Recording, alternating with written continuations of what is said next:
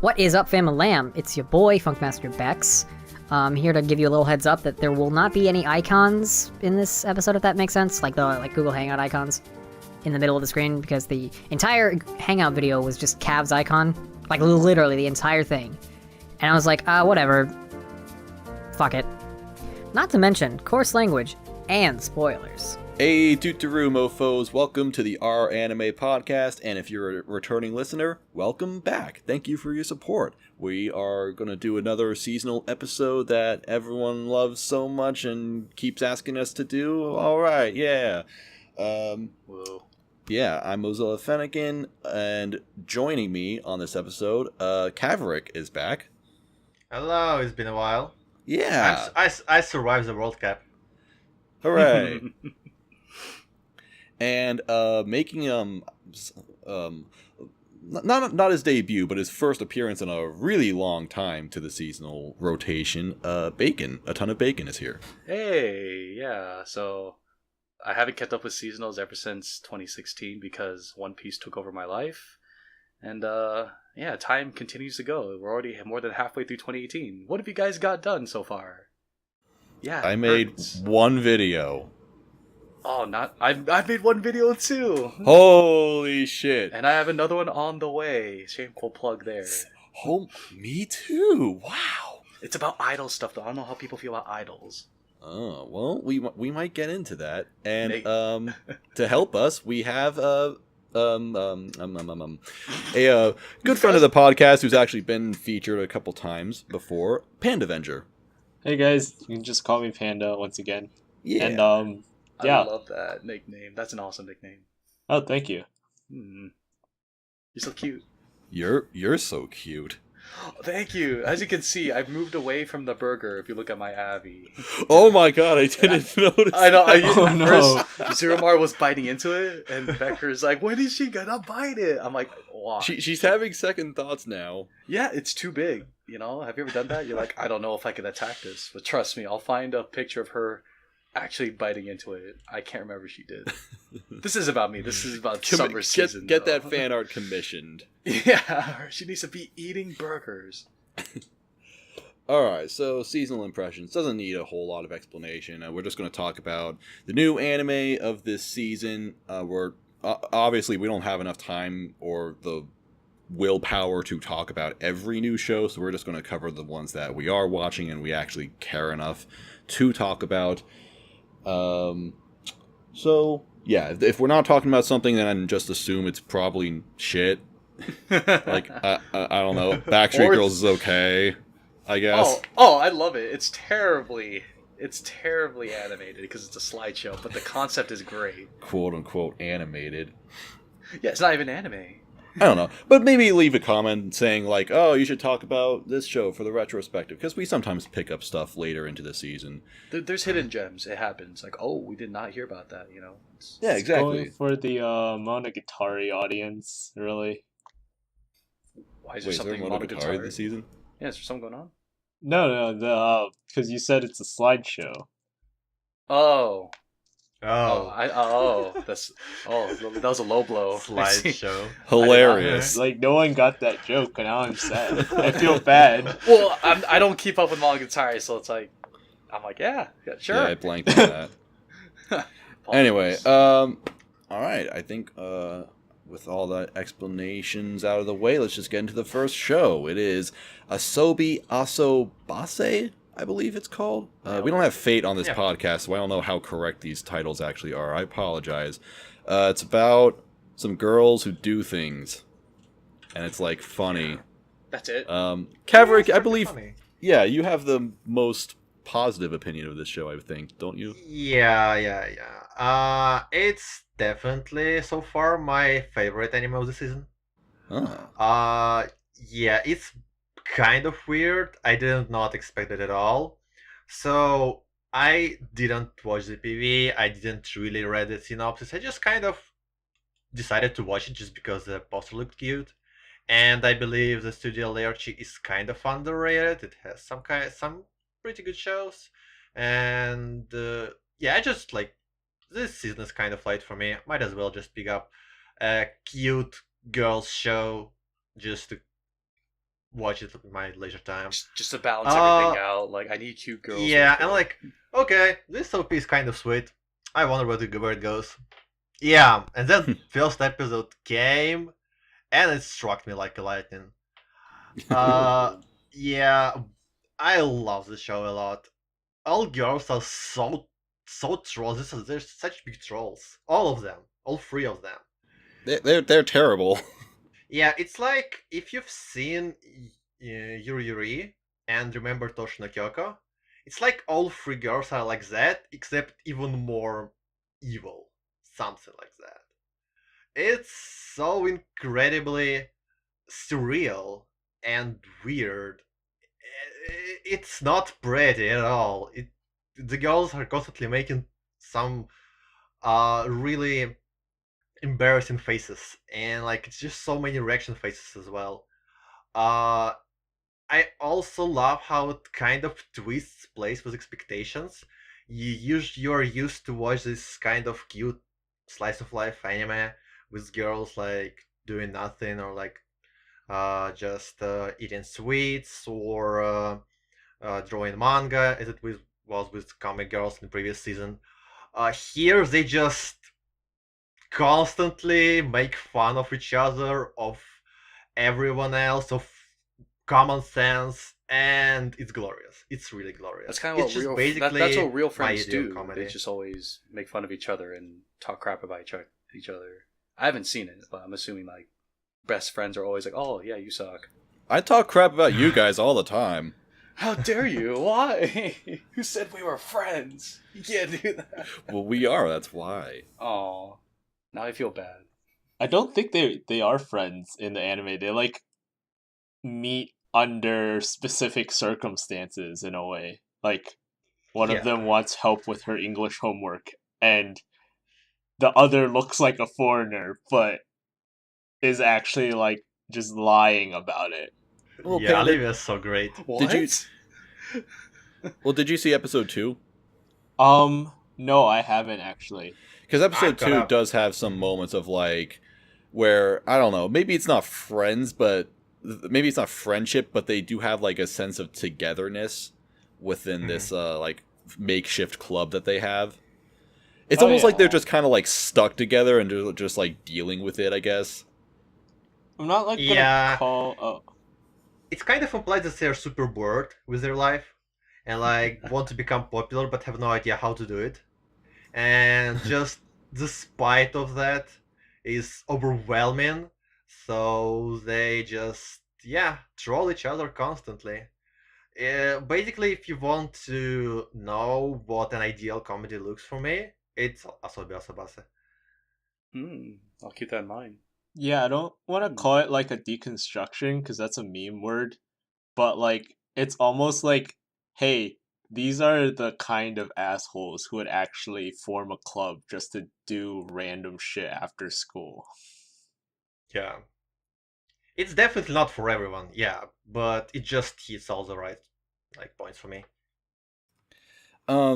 Okay. I am like this show is really frustrating to me, actually.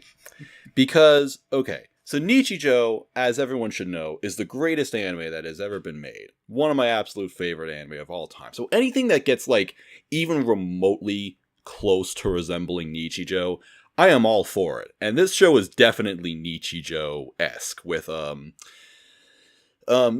just the fact that it's, like, just kind of nothing, and, it's, like, super over-dramatic, very, very heavily animated and expressive.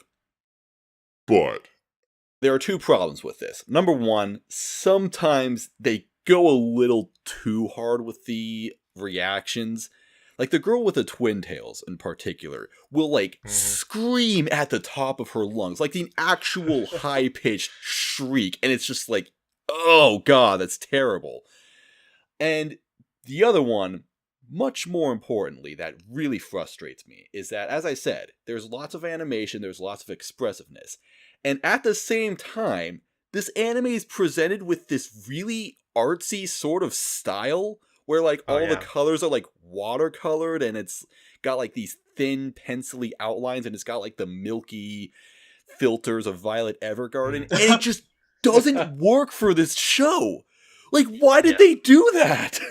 It is very bright for whatever reason, and first episode was kind of very odd to look at, because when especially when Olivia's on the screen and she's a blondie, it's like super bright, and it's like you're staring at the sun basically. I don't know why that is. That I want to check out the manga eventually and see how the art compares. Maybe it's that. Maybe it's a decision made by like production team. I don't know. I also do not really agree with it. It's probably just doesn't bother me as much. Yeah, I mean that's understandable, but I don't know. I feel like the manga would probably be like the same thing, because Studio Lurch does a pretty good job of like adapting to the correct. I mean, this isn't like most studios do this anyway, but like Lurch kind of makes sure that they're like faithful to the original source, both in presentation and what actually happens. But I don't know. It's like I don't know. I don't hate this show. I do like it, but it's like it's like I got a monkey's paw here, where it's like this show crosses off all the things that I want. Like, I love these characters. I think they're a lot of fun. I think they're very adorable. The show's hilarious. It does have really great jokes. And then it's like, you got the expressive over animation of Nichijou, and it's like, yeah, I want all those things. And then someone added weird art style to it, and I'm like, no, you ruined it. You almost stuck the landing. Yeah. I honestly really like the dissonance between the visual style and the tone of the show. I think it adds to the charm. Some of the jokes don't hit for me. Like, Cav says that this is basically his comedy. Some of the time it's like just really, like Moss said, some of it is like too over the top for me, and I end up not finding it funny. But in terms of visual style, I really enjoy how it sort of mocks cute girls doing cute things like that visual setting.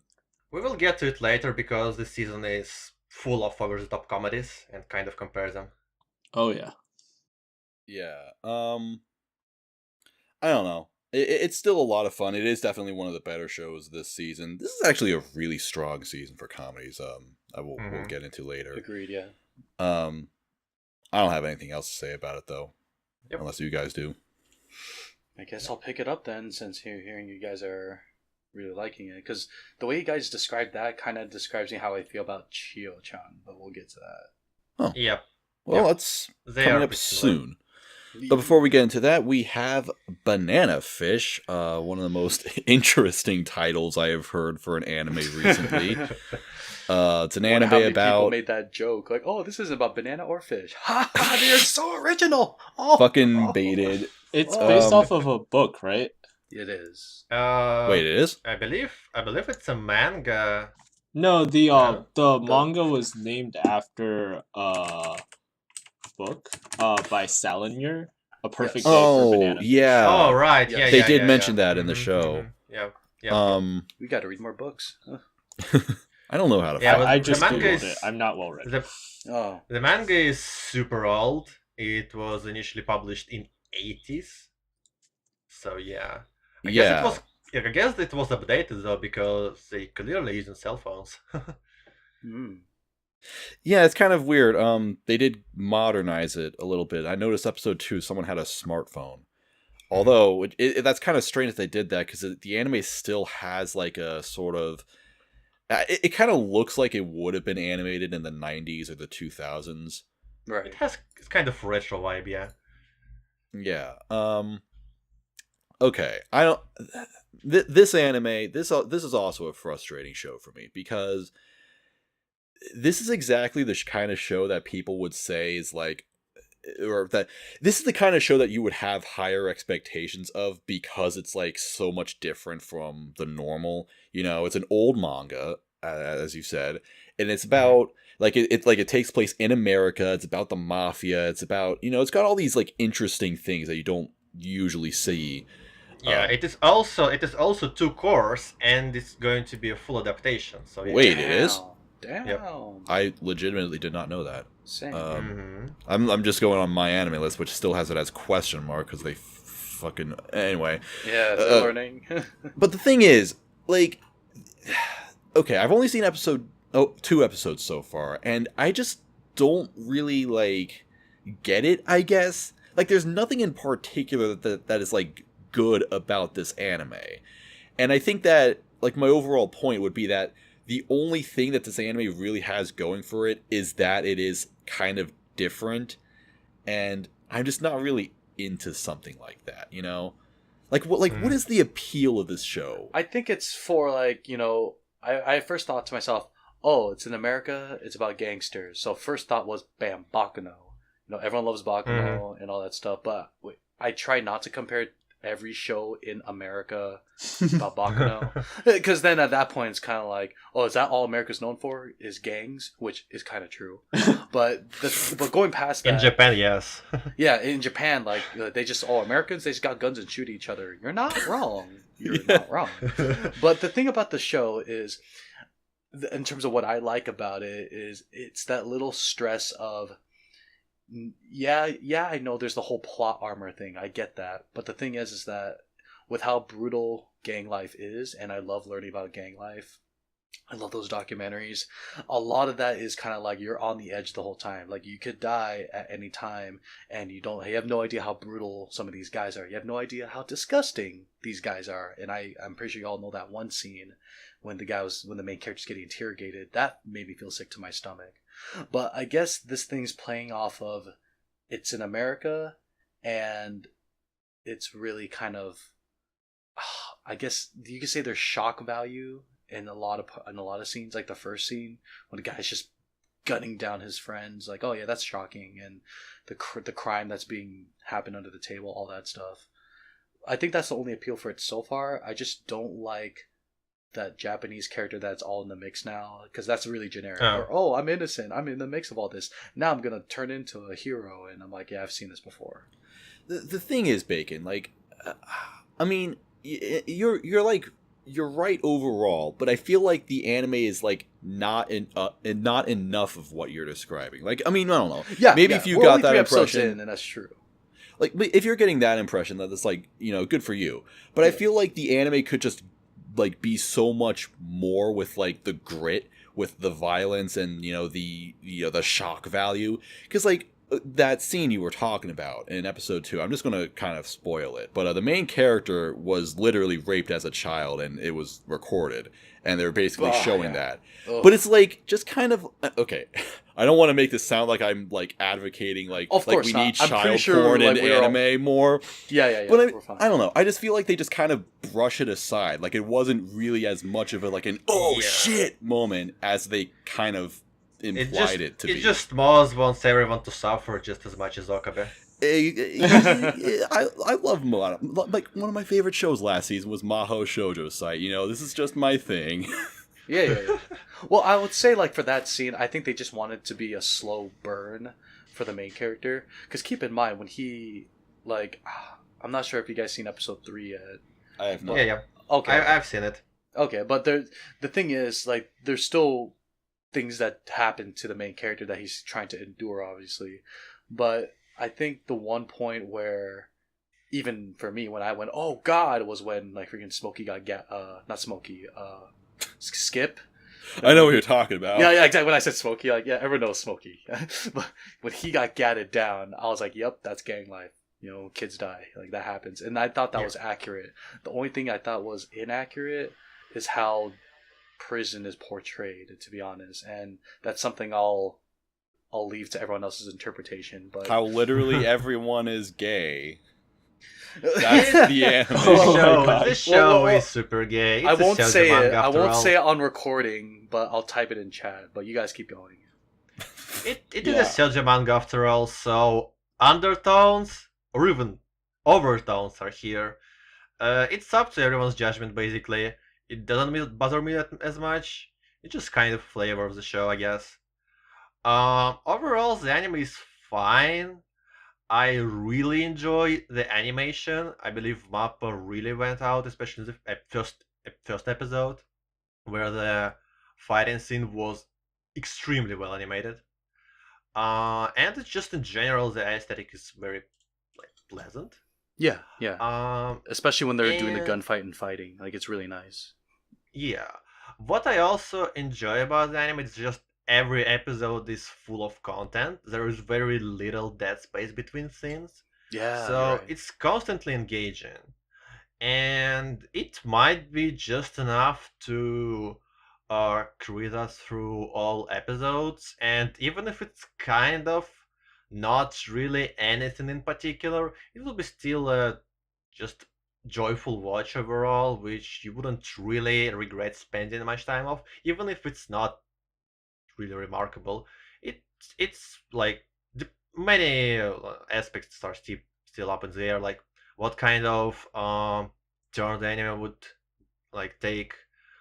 Is it a criminal drama, a melodrama, or like just an action show?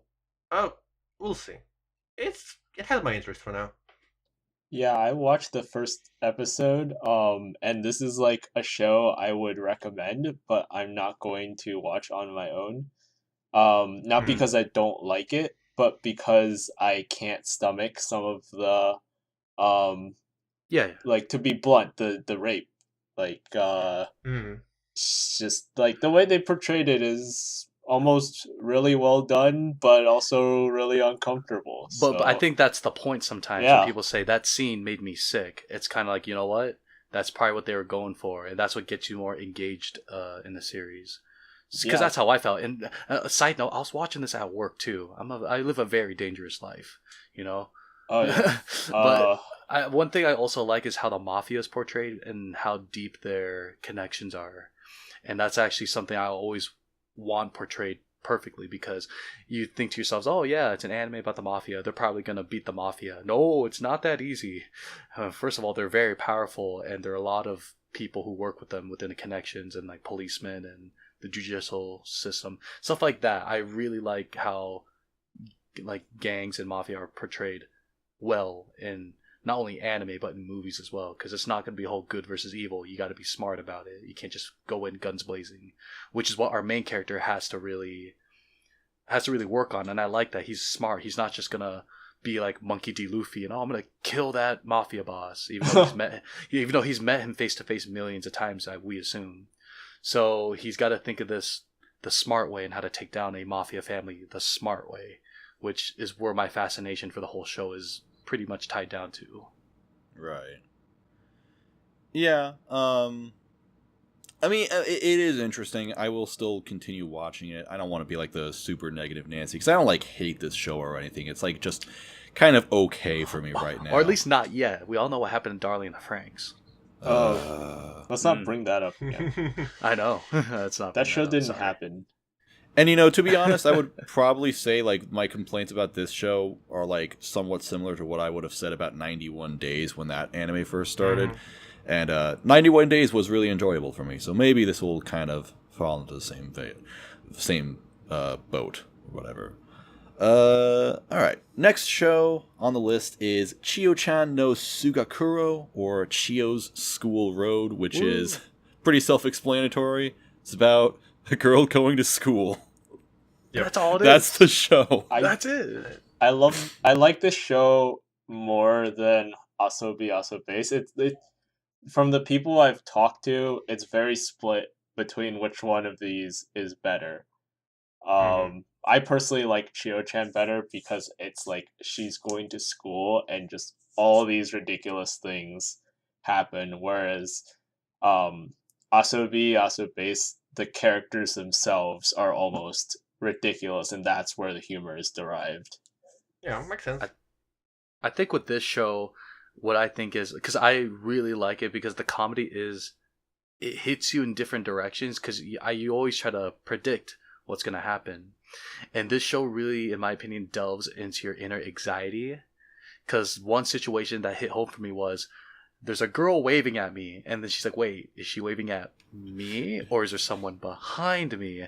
Because I've made that mistake way too much, and you could kind of tell she does have that kind of like anxiety attack of what do I do, and then when she does this action, she's like, why did I do that? Why am I doing this? Now I'm stuck in this situation, and I just made it worse, other than being upfront.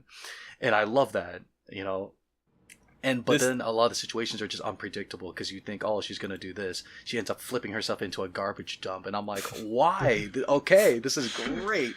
So far, I think out of all like comedies, then again, I think it's the only comedy. I'm looking down the list. I think this is the only comedy I picked up, and I love it to no end. It's great so far. This is definitely the most me IRL show of the season. Thank you. That's a good way to put it. Actually, since you guys brought that up, like, I guess my only complaint about this show is that the main character seems really almost, in a way, self-inserty, or like pandering to otaku, and I don't think that's necessarily a bad thing, but I do think a lot of its appeal derives from that, because she's like, I'm a gamer she is an girl. otaku.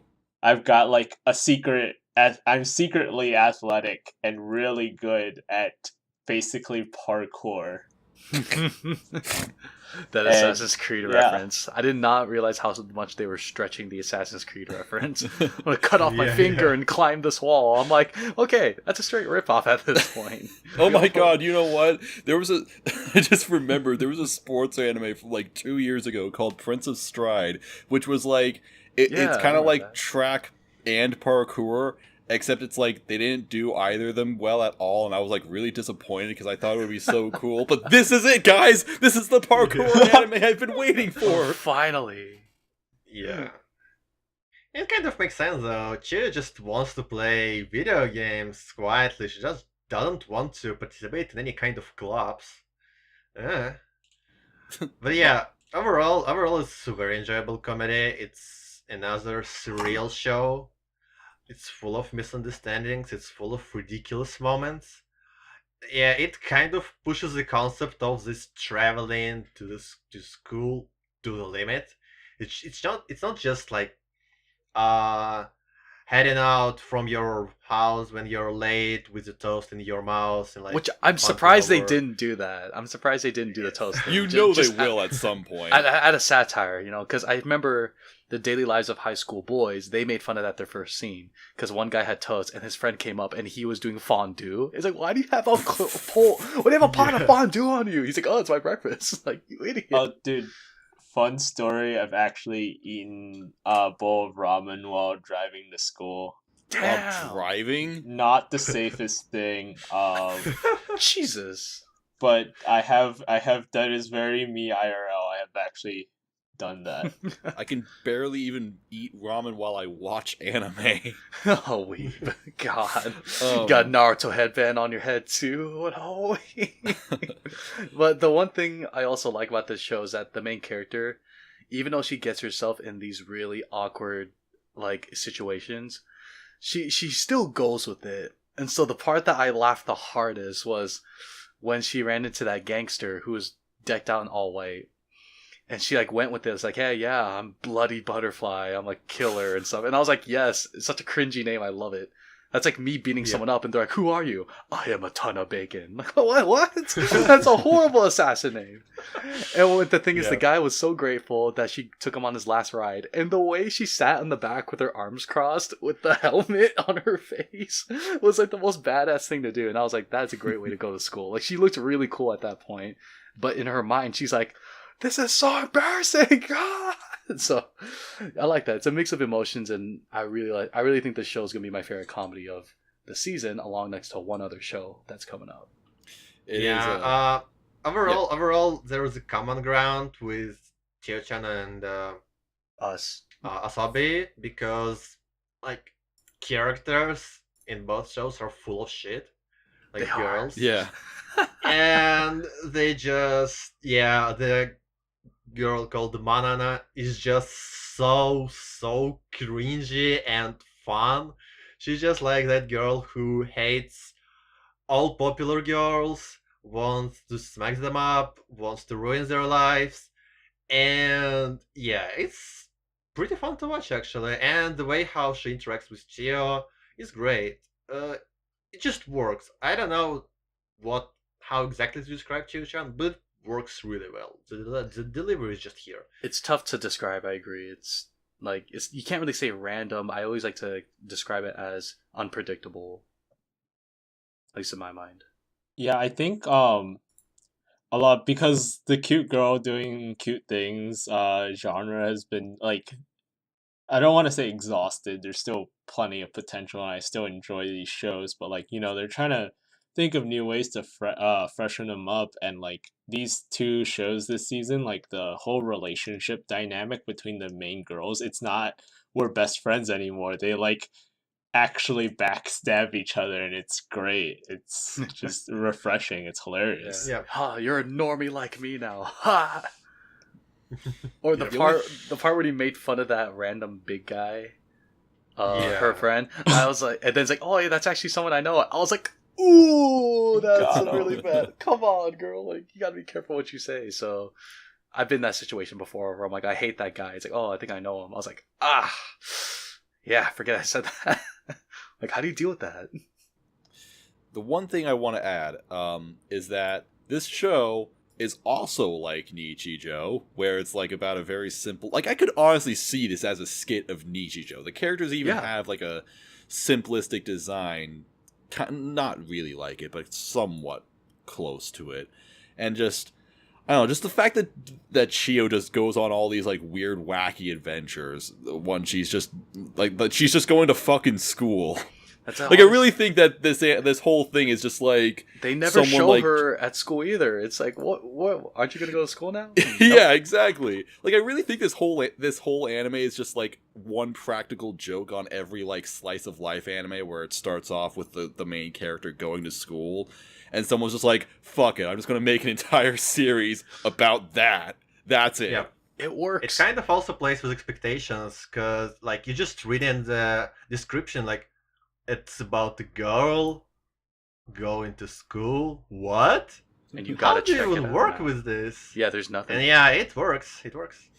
Yeah, it works because the jokes are really great. It also has like that those over animated cuts, and this anime doesn't look like crap like Asobi does, in my opinion. Oh, shots fired. Yeah. Although I don't like the character designs as much as the ones in Asobi. I like So it the has that, character but designs better. that's not really the point of this show anyway. Though it's not really trying to be cute. Although it is by the original manga is drawn by a hentai artist. Oh Woo! man. It shows. It shows. Yeah, like there was that one episode. I think the first episode where that one mom had like the giant tits that just kept fucking bouncing. I was like, nice. I know. I'm gonna love this show. Oh dude, there's like a lot of Yuri undertones in this show. Like, Yeah, I'm gonna admit that makes it more enjoyable for me. Like, it I fall for the otaku pandering. Same. It works. It works. All right. Next show. Cav, how is the new season of Gintama even out? It's 2 episodes in. The show just aired like when we're speaking. It's just another Gintama season. We're in the final arc, which we don't know where it ends, when it ends, how it ends. Well, I guess we Okay. kind of know how it ends, but there's still a lot of episodes to cover stuff. So yeah, I guess we keep on watching. Okay. Fantastic. That feel when you haven't watched Gintama. Okay. All right. Maybe All- we'll break all hail 400 Gintama. episodes. Jesus. Hopefully. If nothing else, if you don't have anything else to add, then I want to that's talk it. about the most important anime of the whole season. All Yeah. right. Well, all right. Look. 2018 is the best year of all time. Winter comes and we get Sorayori, which was immediately one of my favorite shows, and then immediately after that, spring, we get a new season of my favorite anime ever, Steins Gate, and now this season we have an adaptation of my favorite manga of all time, Um, Grand Blue. Yes! Also Gets- known as Grand Blue Dreaming for some fucking reason. Pour out some oolong tea for the boys. Hey. Oh my gosh, dude. This manga, like, my buddy wasn't joking when he said this manga is, like, amazing. Then again, I believe every manga adaptation, or every manga recommendation he gives me, he's yet to recommend me a bad one. But this one, oh gosh, like, not a day goes by where I think about all the funny stuff these guys go through. Like, oh my god, I love this to no end. And it's because it's about adults too, you know? Like, Yeah. yeah, we're not in high school anymore. We're actually doing adult stuff for once. And I'm like, that's why I College like kids it. being bros. That's the show. Not really. They're not really bros at the same time. Like, they're always Oh, they're screwing each bros. other. Yeah, they are. Well, like, what I love about Grand Blue is that it has all these moments where they're all like fighting and shitting on each other, but they also have like some occasional times where they really do have some bro moments. Like even in Which are the best moments in my mind. oh yeah, definitely. Like I don't know where the anime is going to end, but I will say that there was like somewhere in the 20s there was like one specific like thing that happened where it's I'll just kind of I know what you're talking about. I think. yeah, Yeah, but so. there was like someone sticking up for a friend after Yep, something yep. bad happened to him, and it's Oh, like yeah. that was the moment where I'm just like, this is the best series of all time. Because for all like as immature as this show can be, as this series can yeah. be, it does like have a real sense of heart to it. Like it's not just pointless jokes and gags. Like the characters are actual like They're growing real up together. people. Yeah. Yeah. real people. And that's like the thing about Grand Blue. It's hard to describe the series otherwise because it's like this isn't like Made in Abyss, for example, where that anime had like such a strong setting that it's like you watch one episode and immediately you're like, okay, I see why this is like considered a masterpiece. Right. Grand Blue is just a comedy. Like there's no story to it. There's no drama. There's not really anything. It's just jokes and It's characters. day by day living, and it's I don't even describe it as something as like college life. That's just the setting. You know, they're not trying to get through college. They're not trying to become something great. They're just living their life day by day just because that's what they're doing now, especially with the diving part, you know. Like that's what brings them together. And the thing about it is that I think there is something to see within like each character.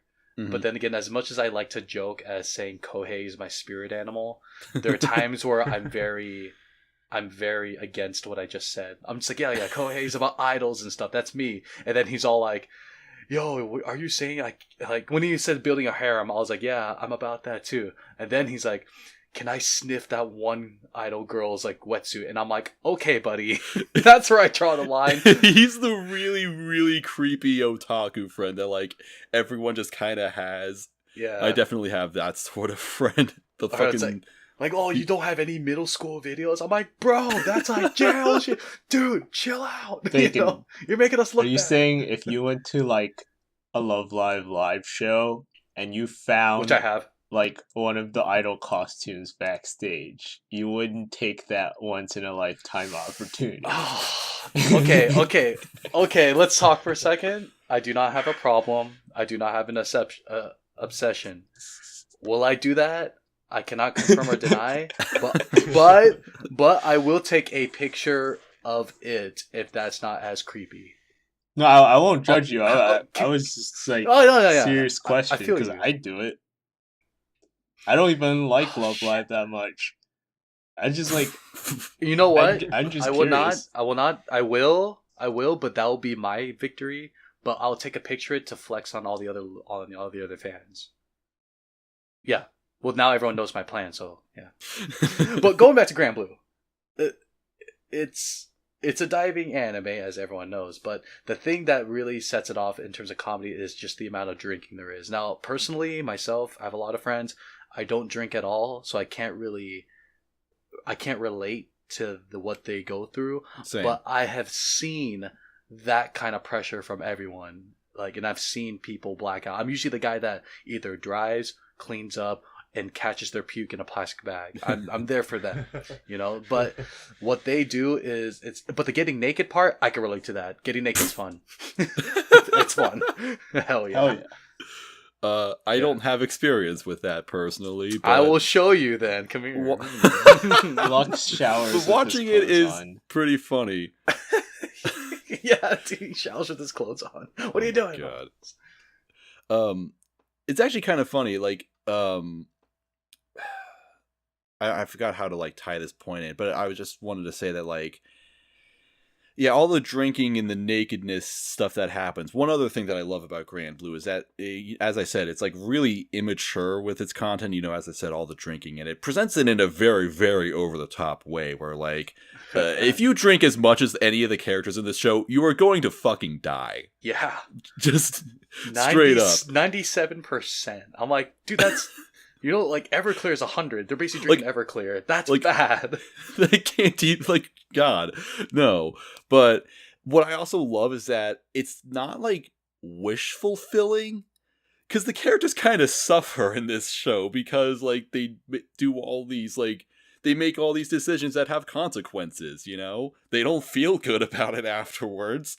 So I like that. It's like, they're doing all these things, but it's like, yeah, you really shouldn't try this at home because it's not actually gonna, you know, it's funny to watch someone else do it, but yeah, it's pretty much like funny if you do it. It's pretty much like a sitcom. We're watching a sitcom. Yeah, that's a decent way of putting it. Didn't the author joke it was this is an isekai premise? They live in an alternate world where I remember that. It's okay to drink this much. They can handle it.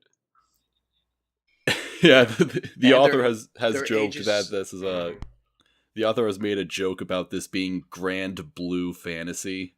Yeah. That's why every time I say Grand Blue, everyone's like, the game? I'm like, Jesus, guys. Dreaming. Yeah, I'm going to be a bit of a different opinion.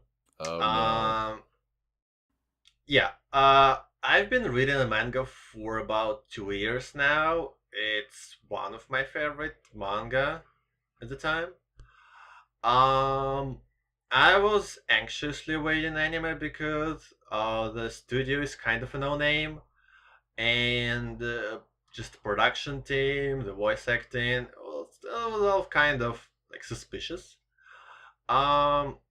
Yes, and I feel like the anime isn't really living up to the manga at all. Really, just directing is kind of blunt. They are missing the punchlines of the jokes. Voice acting doesn't work, especially they missed with Iori. And since Iori is like the driving force of the comedy, it really prevents you from enjoying the anime as much as it's possible. It's especially sad considering how great the source is, and so far I see no real reason to watch the anime over reading the manga. Like, it really adds no value whatsoever so far. I guess the ending is cool. I really enjoy the ending, but otherwise, nah. The designs are kind of as well. The animation is there. I don't really know. It's just kind of there. I disappointed overall. I mean, I will agree in some way. Like, I feel like this anime was like kind of doomed from the beginning. Like, there was no way it was going to live up to the hype. There was no way it was going to be like as good as the manga. Yeah, you know. I agree. I mean, I do see what you're saying. I do understand like the disappointment of this. The timing of the jokes isn't as great as the manga. Some of the things were cut, so the reaction faces aren't quite as good. I mean, I still enjoy it quite a lot. Yeah, I mean, it's still enjoyable. It's still a good comedy. I mean, I would say like this is literally like an 8 out of 10 anime versus a 10 out of 10 manga. Yeah, if you go to the My Anime list, the manga is ranked 7. Yeah. It's comedy manga. Yeah. It's pretty dumb. So you expect kind of an anime of the same level. That's but tough. It's tough to pull off. Not quite there. Yep. Yeah. It's really tough to pull off. We'll see how it goes. I see this more as something for the manga readers, less for people who haven't read the manga. Yeah, definitely. It's yeah, like because the hype. Show. because the hype definitely turned off a lot of people, and I would say some Yep. people, there were lots of people who were disappointed with the first episode, like, why the fuck does this get so hype?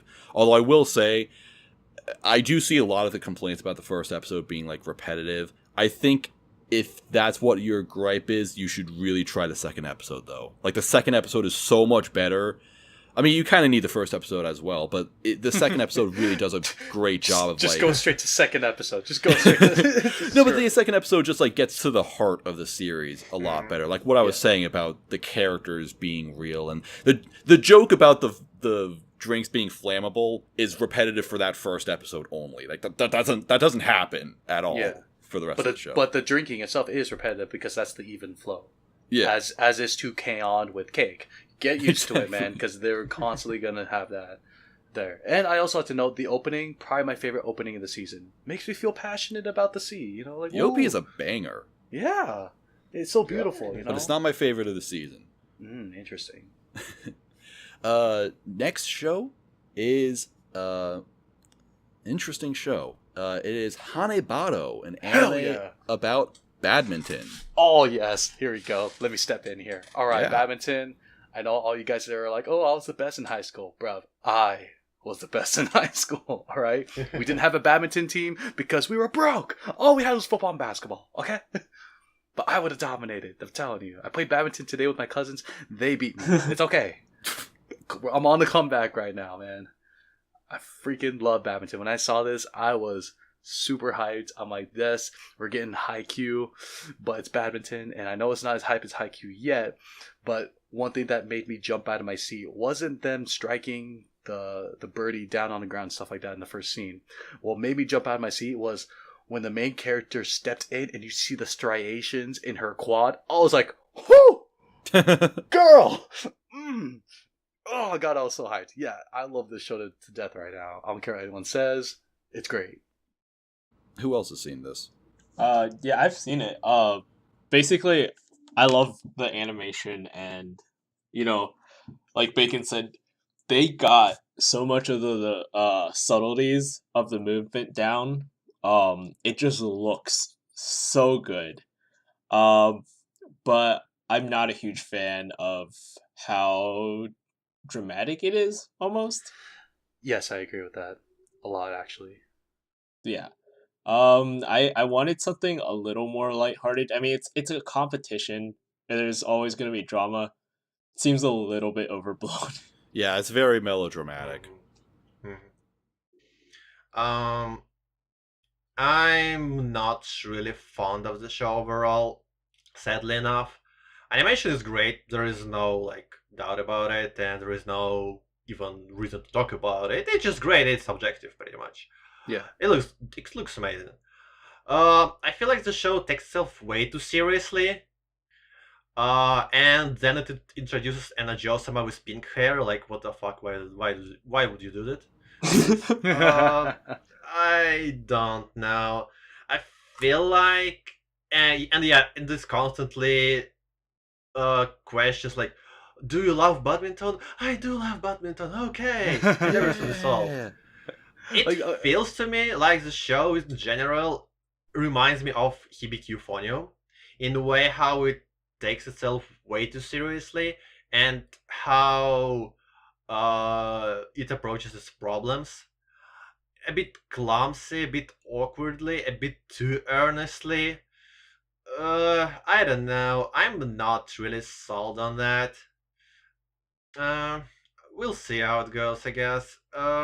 I also don't really enjoy the main characters. I do like the secondary supporting characters, though. They are pretty interesting.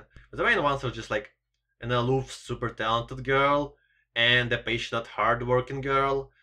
We've seen it many times before. Right. This is definitely an anime that works with its execution. Like, funny enough, I was not planning on picking this anime up going into the season. I don't know. I thought it would be like a maybe. Just because I'm not interested in badminton. In fact, like my only experience with playing badminton is in gym class, where badminton in gym class fucking sucked all the time. Like, I don't know about you guys. Like, I apologize for... I brought this up one time in chat and people were on my case about it. Gym class sucks as a whole. Yeah, Yep. but it's like, I agree. everyone wants to play like dodgeball and shit. Some people like basketball or football or hockey, but then like every now and then there's like that 3-week period where they take out the volleyball nets and they bring out the rackets. Like, we're gonna play badminton now, and no one can fucking play this thing because it's like, like the fucking quote unquote ball is like so weird. You can't even hit it more than once in the air, and it's just. It just fucking sucked all the time, and no one wanted to do it. I guess I'm the only one that was the guy that was fighting for King's Court. It was always you were like the, that. I was you were the always one guy. I'm the one guy that actually took it seriously, and Yeah, dude, same Good day. bacon. I think Yes. we were the two people that liked badminton in gym class. We were like, yes, Oh. I'm good at this particular thing. I suck just- at everything else in gym. it's in our blood. Then again, my gym class was tournament sports, so every sport we played was actually competitive, and I was surrounded by competitive people. So it was always from soccer shit. to basketball and all that. I was always trying hard. Like, I was a try hard just because I was like, it's just whatever. But speaking of try hard, yeah, the main character of the show, I'm not the biggest fan of her because then again, it could show that she's immature and they have to do that. Like how, you need to accept the laws and you need to build off of that. Because when she was taking it out on her team, that I'm not in support of because this is an individual sport. You got to work on yourself and don't blame everyone else. The second character, the prodigy, the gifted, the one that we strive to be, her past is so bland. Like, my yeah, mom, it's so cliche. yeah, my mom left me after one loss. And it's like, bro, you were sick. At the same time, the way you got sick, that's the most disgusting thing I've ever seen in my life. Her opponent ties her down and coughs on her face to What make the her sick. fuck? Yeah, no, that's what happened. yeah. Sorry to I was spoil like, that. But guys- it was And you're gross. trying to set up a serious drama here? I don't know. Yeah, I don't see this as a drama show. Haikyuu had a little bit of drama sprinkled in, but that was solved very quickly, I would argue. Hang on one sec. The- It was handled. It was handled better. Yeah. Handled better. But this one, 我当然了，忙了，我一直在说我要做，然后我对啊， cut, I think Panda was just got invaded. cut, right here. We have a new guest joining the show, I guess. Here's what I think about Hanebado. It's like her family's there. You guys are talking crap. Oh my God. Yeah, going back to it, I feel like one of the kind of not letdowns, but and not really a fault of Hanebado, but any kind of somewhat serious sports drama is going to be compared to Ping Pong's animation. And Yeah.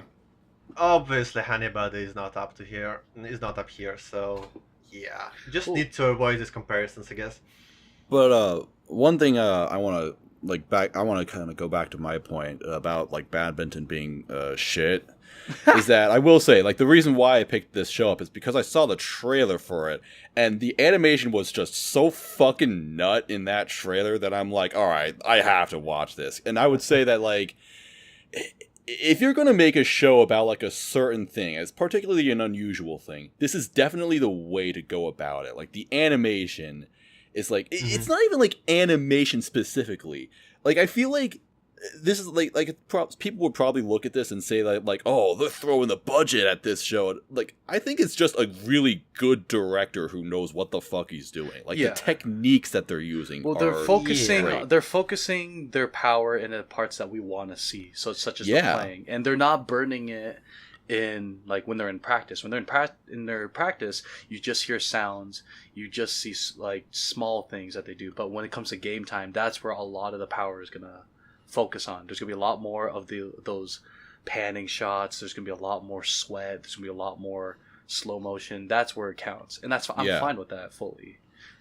Yeah, so I think that the execution of this anime, I say again, is very good, and I don't mind the super over dramatic tone of the show Yeah. as much as you guys, because I feel like I don't know, it's like that kind of goes hand in hand with this sort of like really, I don't know what just really sharp presentation. Well, there's really not much you could do when it comes to sports anime. You got to have the drama of I want to be the best, because Yeah, the real life of day-to-day athletes is actually very repetitive.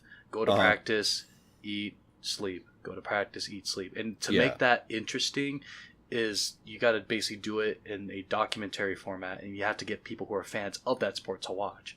So now if you want to pan to everyone else who's not a fan of badminton, you got to add drama, big tits, awesome legs, and just characters you'll like. Which, by the way, I did not know Nozomi from Keijo retired, became a mom, and played badminton. Just saying, like, every time I see her with that bow, I'm like, oh, someone didn't win at the Keijo tournament, or someone. That would explain why she's such a dick.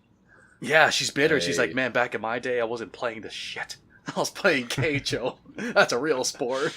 Real women's sport. Real women's sport. But yeah, check it out and play badminton with Good anime. Yeah. Next anime on the list. I don't know how many. How have you guys seen Happy Sugar Life? Yes, I love it. Jesus. Me too. Oh my god. Okay, Happy Sugar Life.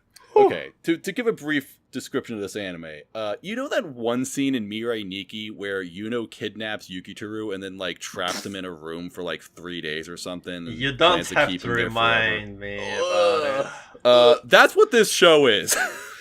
Dude, this show, right? Okay, this is like the next Higurashi, man, because it's cute, it's heartwarming, but there is a dark layer sitting under all this cute sugary stuff, man, and that's what I like. It panders to your fetishes, guys. Okay. What? It panders to your fetishes, right? Yeah, I see. No. We're going to jail. Oh god. Oh Jesus.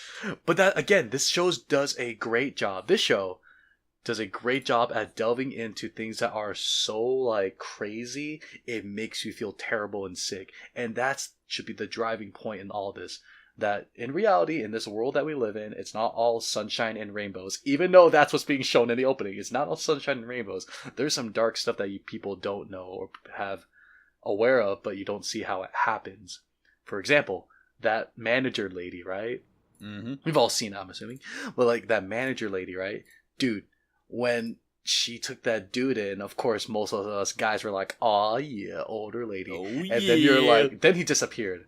I thought he was dead. I was like, okay, so Yeah. I was assuming every episode was going to be the main character killing someone. You know what I mean?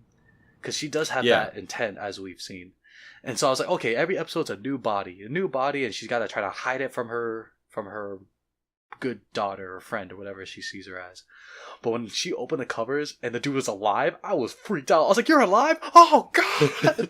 What did they do to you?" It was being used as her personal little sex toy. Oh my god, I cringed so hard. I was like, dude, this is so bad. Are you okay? And then when he started feeling okay and we found out what he's into now in the terms of coping, I felt even sicker. And I'm like, this show is gonna play me so hard that it's gonna reach my top 10. You're doing great so far. 3 episodes in, you're doing great. Yeah, this show's fucking wild. Yes. It is like definitely the show that like I would love, and most people would like stare at like horror as to like why this would even exist. Because I mean, I don't know, I'm easily amused. I saw this like before it started, and I just saw it's a yandere, and she's voiced by Hanakana. Yes. 10 out of 10 anime of the Instant season. pick. I'm listening. Go on. And it's called Happy Sugar Life. What is it? Happy Tree Friends? You know? And then like, yeah, it's exactly like that. You think it's I didn't great. think about but that. But it's dark. Darker than black, you know what I'm saying? Yeah. It is. It's really fun. That's all I gotta say, really. I don't want to go too into detail about it, but it's just fantastic little time about Lolicon Yuno. Oh god. Oh my god. It's fucked up. It is and really fucked up. The thing is, it makes the atmosphere it's able to create, I really like it because I'm just waiting for the big payoff of when she really goes in on someone. Because all she's done so far is mess with people mentally, you know? It's hard to pull that off, honestly. You know, that is actually like the deal, the difference maker between like an actually interesting show and something that I would just like watch just for like, you know, like Maho Shoujo Site, for example, last season. I don't know how many of you guys saw it, but that was just an anime that was just clearly trying to be edgy for the sake of being edgy. Happy Sugar Life, like it kind of seems like it could have done the same way.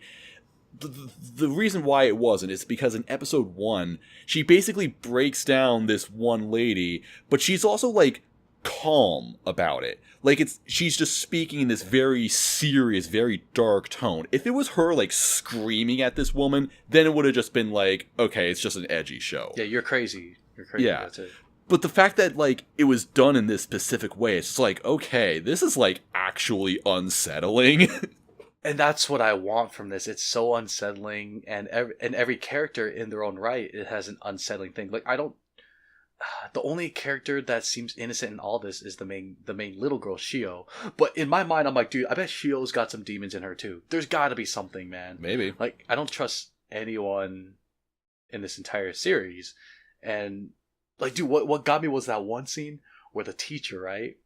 That teacher's doing some dark stuff, trying to, do stuff with the students. And then they're saying he's single. When I found out he was married and he has a kid, I was like, dude, oh my god, why? Why are you doing this? I love it. Let's go. Surprise me more. But yeah, Happy Sugar Life is great. I recommend it to everybody. 10 out of 10. This is the perfect anime for any YouTuber to do live reactions of. Like, this is the anime for reactions. Get on it, YouTubers. Here you go. I did not think about that, Wait, but that is absolutely aren't right. you guys YouTubers? No. No. Make sure you like, favorite, subscribes, and smash that like. Smash it. Smash it. Alright. Next anime is kind of cute, fun little show as well, and not in an ironic way this time. It's Hataraku Saibou, or Cells at Work. Dude, Osmosis Jones. Thank you. Everyone's made that joke. But it love really is. It is literally the same thing. I mean, I don't have a problem with it, but it is literally the same thing. It's same thing, but better. That's what anime does. Yeah, because the main character is a girl. And Voiced by Hanekana. Hanekana. Dude, she is killing it again. Goddamn. It's Did the actually show great because the main character is the red blood cell, but like they don't make her OP or anything. I mean, like the cells are surviving longer than they should because artistic license, but like she's like the viewer's way to watch what happens and what goes on in the body. Like, she doesn't actually resolve anything on her own. It's actually fairly accurate to what each cell's jobs are. And that's great. I'm learning It's great, so yeah. much. Yeah. It's just... But I guess we gotta get this out of the way. Best characters. Come on. Platelet Squad up in here. Oh my fucking god. I could watch an entire spin-off of them just doing what they do best and just help out and fix stuff. God. Like, I'm actually thinking about if they're gonna do Nendoroids of the platelets, I'm gonna buy a bunch of them and they're gonna carry, like, whatever items I have in my room. Like, it's everything they do. Adorable. Goddamn. Yeah. Really, do we know who voiced them? Because it's just a fantastic job, honestly. I heard it was the voice actor of Kanan. Or Oh, Kanan, right, Kanan yeah. from Kobayashi Maid Dragon. From Kobayashi, yeah. What? You didn't know that? No, I didn't! Dude, again, they just know how to do Moe, like, great. And this show has got A-list, Moe. like, voice actors. You got Jotaro being a white blood cell, just slicing everyone. There's a JoJo reference in here where you just start punching, or the Killer T start punching everyone. Everything about the show, like, there's not a moment where I'm not enjoying it. And I'm learning something. Come on, it's great. And everything's portrayed great. It's not just the A-list voice actors. We like you said, JoJo's reference. We have David Productions and like Yes, I believe the you're right. director for Part 4 working on this. Yeah. Oh my god. Yeah, I don't have much to say about it. I just enjoy this show so much. It's just a fun little adventure series, you know? It's like kind of creative. It's like... Yeah, go ahead, Kev. I wish it was an adventure, actually. I also wish I enjoyed it more. It has a very interesting concept. The concept is really cool. It's a cute slice of life anime which drives its concept from kind of unexpected topic, like the body of a human. What the fuck? Yeah. And yeah, on top of that, it is educational. Mhm. And yeah, you have a great production team, and it's really a recipe for a really great anime. I feel like it's so far 3 episodes in. It's really formulaic. It's monster of the week. Yeah. It's basically just some kind of disease coming in, and then everyone is panicking before some white cells coming in with some help and destroy the disease, and everything's okay. I wish there was more variety with episodes, personally. Like more tranquil adventure ones. You want more diseases Like, attacking this defenseless body? Like, oh god, there's so many diseases. I mean, well, let's like, I don't know, like some cells in liver complain about their old and drinking too much alcohol or something like that, like random stuff. Oh It'll be yeah, fun. yeah. so That'd be there's very great. actually there's a spin-off of the manga called Cells at Work Black, and God. it's about these cells that live in the body of someone that just does not take care of themselves. So they smoke, Oh they shit! drink heavily. The Oh. cover, it's like the cover of Volume 1. I think someone either posted it on our anime or our manga. It's like the main character is a male red blood cell in this one, and the white blood cell is the female, and they're like bloody. The male is carrying more crap because the body needs to work more to deal with this dude. Oh, That okay. might be Oh, God. the So right it's like an one edgy for you. version of Yeah. this show. So basically, we're That's gonna kinda see funny. more. We're gonna see more death. At one point, the guy's gonna get AIDS, and be like, "Oh God, we have to fight AIDS now!" Ah! It's like Just- a creepy pasta right here. it could go really yeah. wrong, real quick. Yeah. Overall, it's a fun little show, but I think it could be way more than that than we see right now at the moment. This person's Yeah. pregnant. What do we do? Oh no! Which the problems they came up with would be more varied overall. Yeah. I see what you're And saying. not just like punch I- stuff. Yeah, I don't think this anime is amazing. I think it's just all right. It's fun. I see myself giving it like a 6 and then just kind of moving on from it. But it's like it's endearing, right? You know, Fun things are fun though. it's not. It's very non-offensive. Yeah. Yeah, it is not. I just And, I really enjoy yeah. the direction this show, so it's probably one of my favorites this season. Yeah. Obviously not my favorite. We'll be talking about that later. Mm. Yeah, it's cute. It's cute. Yeah, adorable. I love cute things, and I'll never get sick of cute things. I think Yeah. you're right though. Me- Even like if someone doesn't love it, it's not offensive. It's enjoyable at least. Yeah. Mhm. You never know. You could learn something. I feel like at the end of this show, we're all going to be, biology majors. You can Yeah. make anything into an anime, okay? We need to make an anime about what's something we don't know. Oh, wait. I was going to say economy, but that's Dude. Spice Wolf. I want those manga where it's like a textbook. I've seen like literally what is it? Quantum physics with manga. I've And seen that too. yeah. And like electricity and magnetism with manga. I want those books adapted into anime. That'd be the best. It would help. I remember, so I know, very random before we move on. In high school, there's actually a manga section, and I was shocked. I was like, "No, there's manga," and I actually stole 2 issues before I graduated. Yeah, great. And they had like everything, Bleach, Trigun, and everything. And then they had this one where it was teaching calculus. I opened it up, and it's just manga characters teaching each other calculus and stuff like that.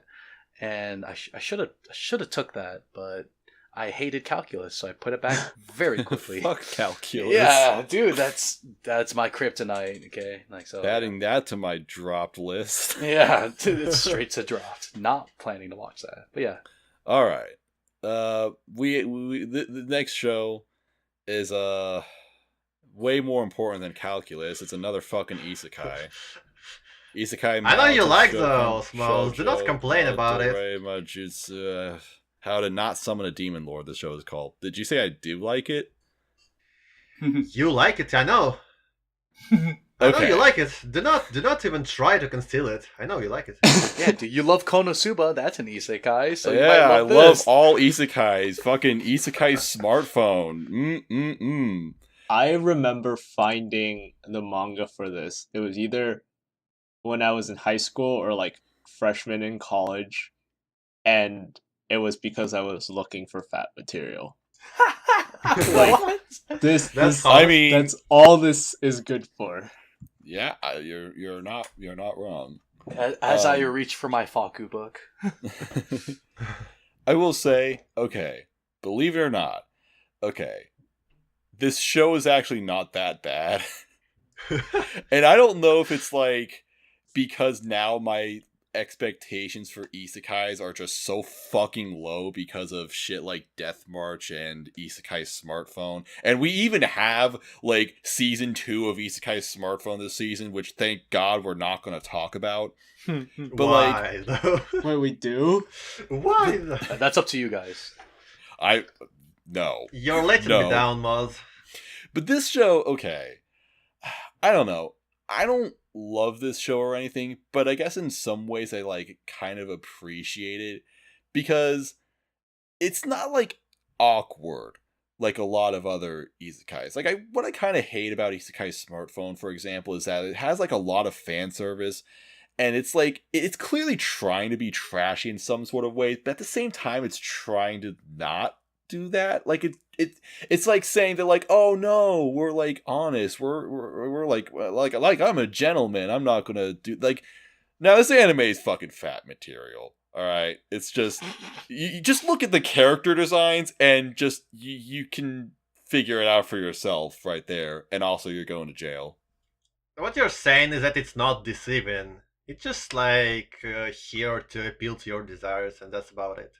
Yeah, It's yeah, honest about it. It is complete wish fulfillment, but I feel like it's just not as bad as other shows, and I don't know. That's like the best I can say about it is that, hey, this one didn't offend me, so in some way I'm like coming away from this pleasantly surprised and even satisfied with it, I guess. I don't know if I'll continue this. I only saw the first episode because this show's popular and I added it to the list only for that reason. Did anyone else watch this, by the way? Yeah, I watched the first episode. What It's did you exactly think of it? like I remember. But yeah, no, like you said, it's honest about what it's trying to do, which already makes it better than Isekai Smartphone. So like, if you just want to watch cute girls, like watch this. It's not Ooh. bad, but like, yeah, they're his slaves. He's Yeah. probably I forget if he like just straight up fucks them or not. I'm pretty sure he does. Like, God. I don't know. Like it is wish fulfillment if that's what you want.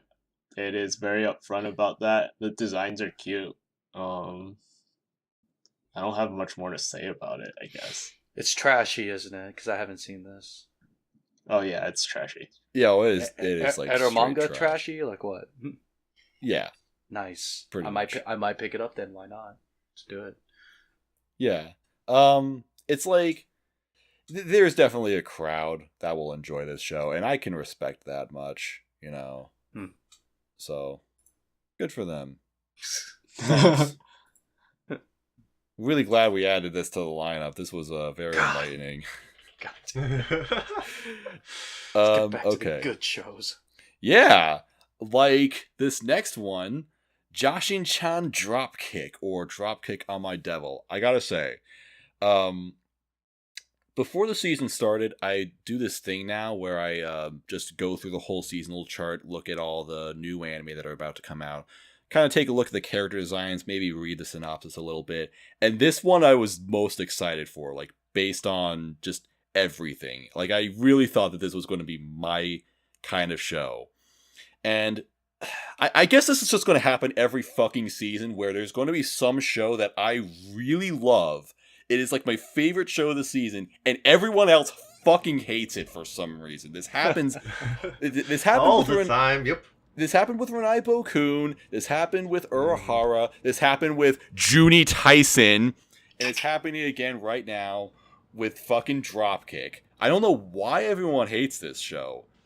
I really want to know, what is everyone's problem with Dropkick? I haven't seen it, so I can't help you in this battle, man. Fuck!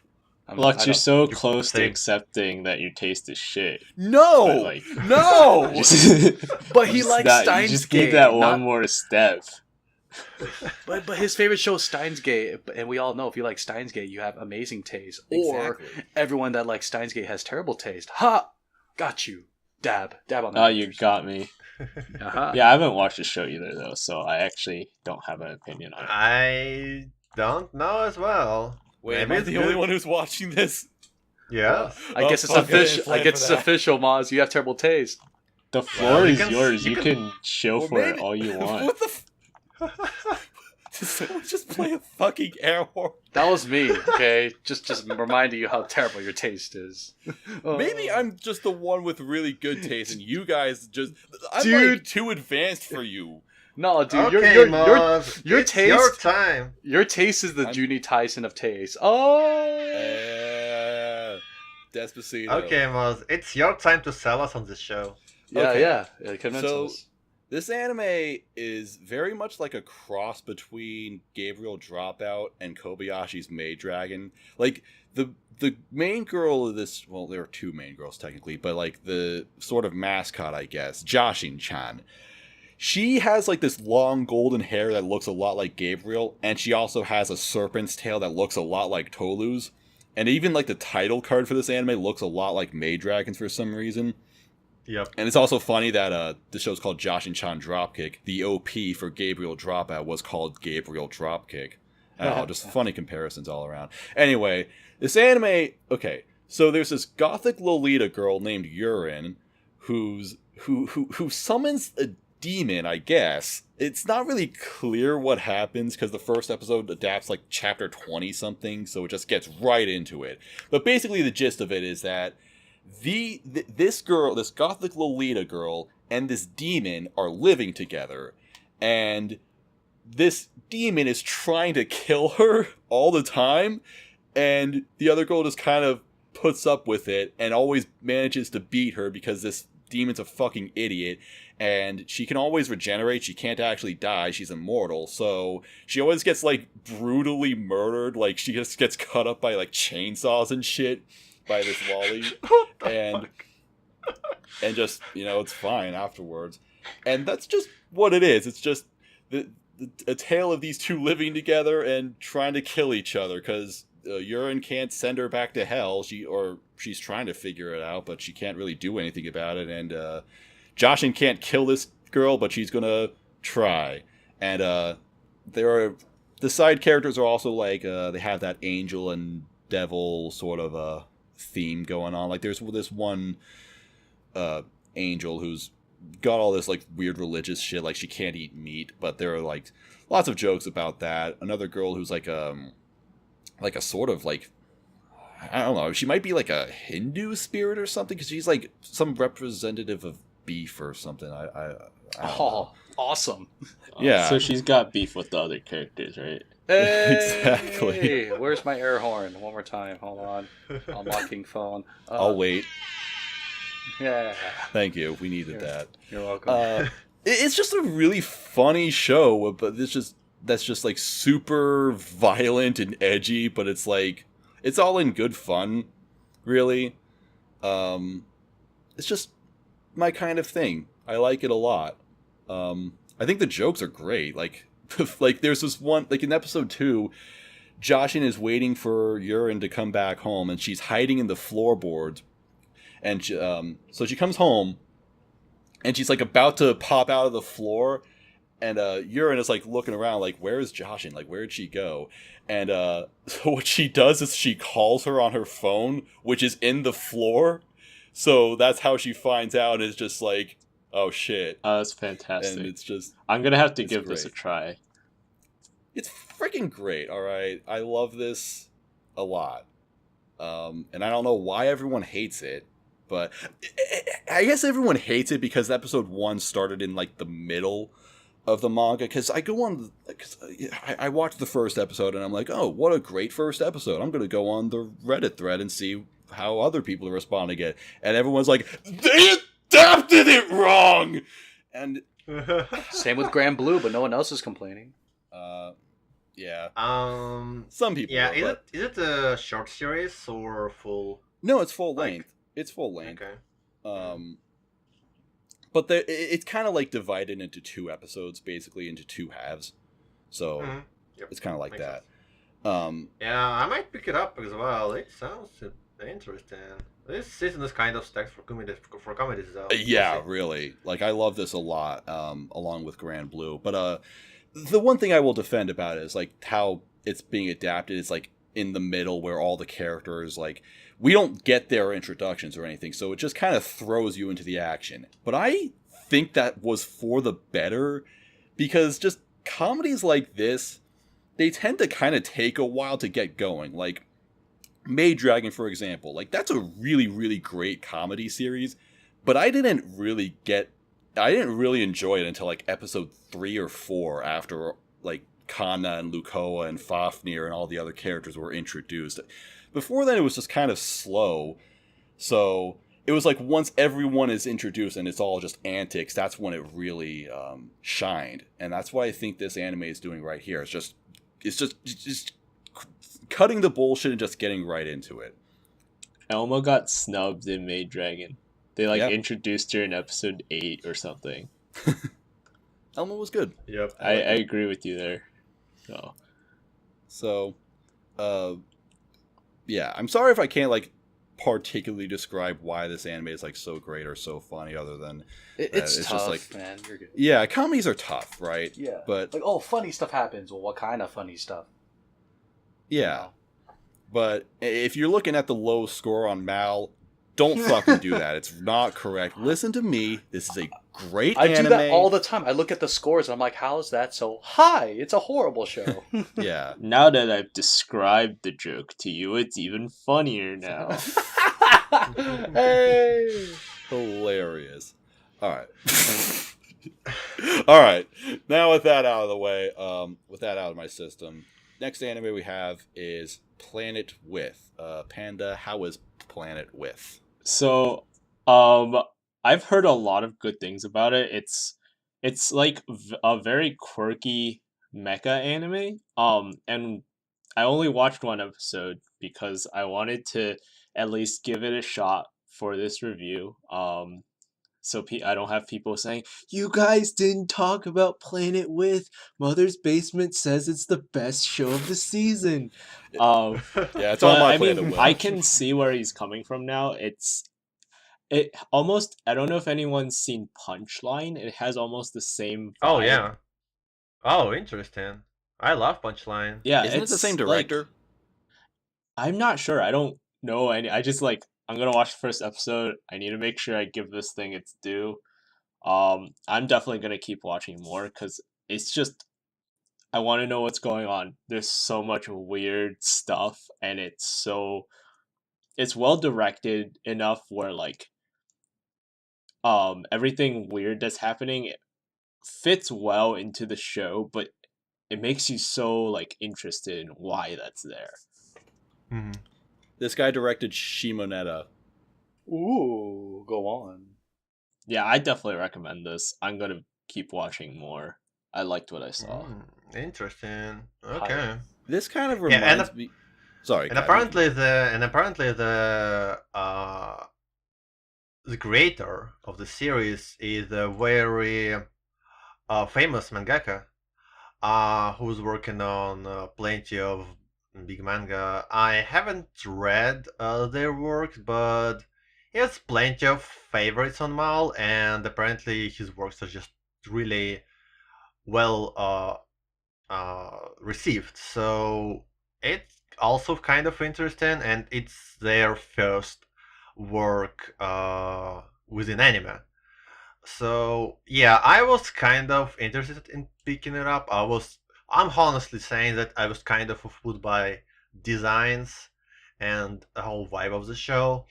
So I guess I'll wait till the end of the season and see what people say about it. But I'm keeping my eye on it.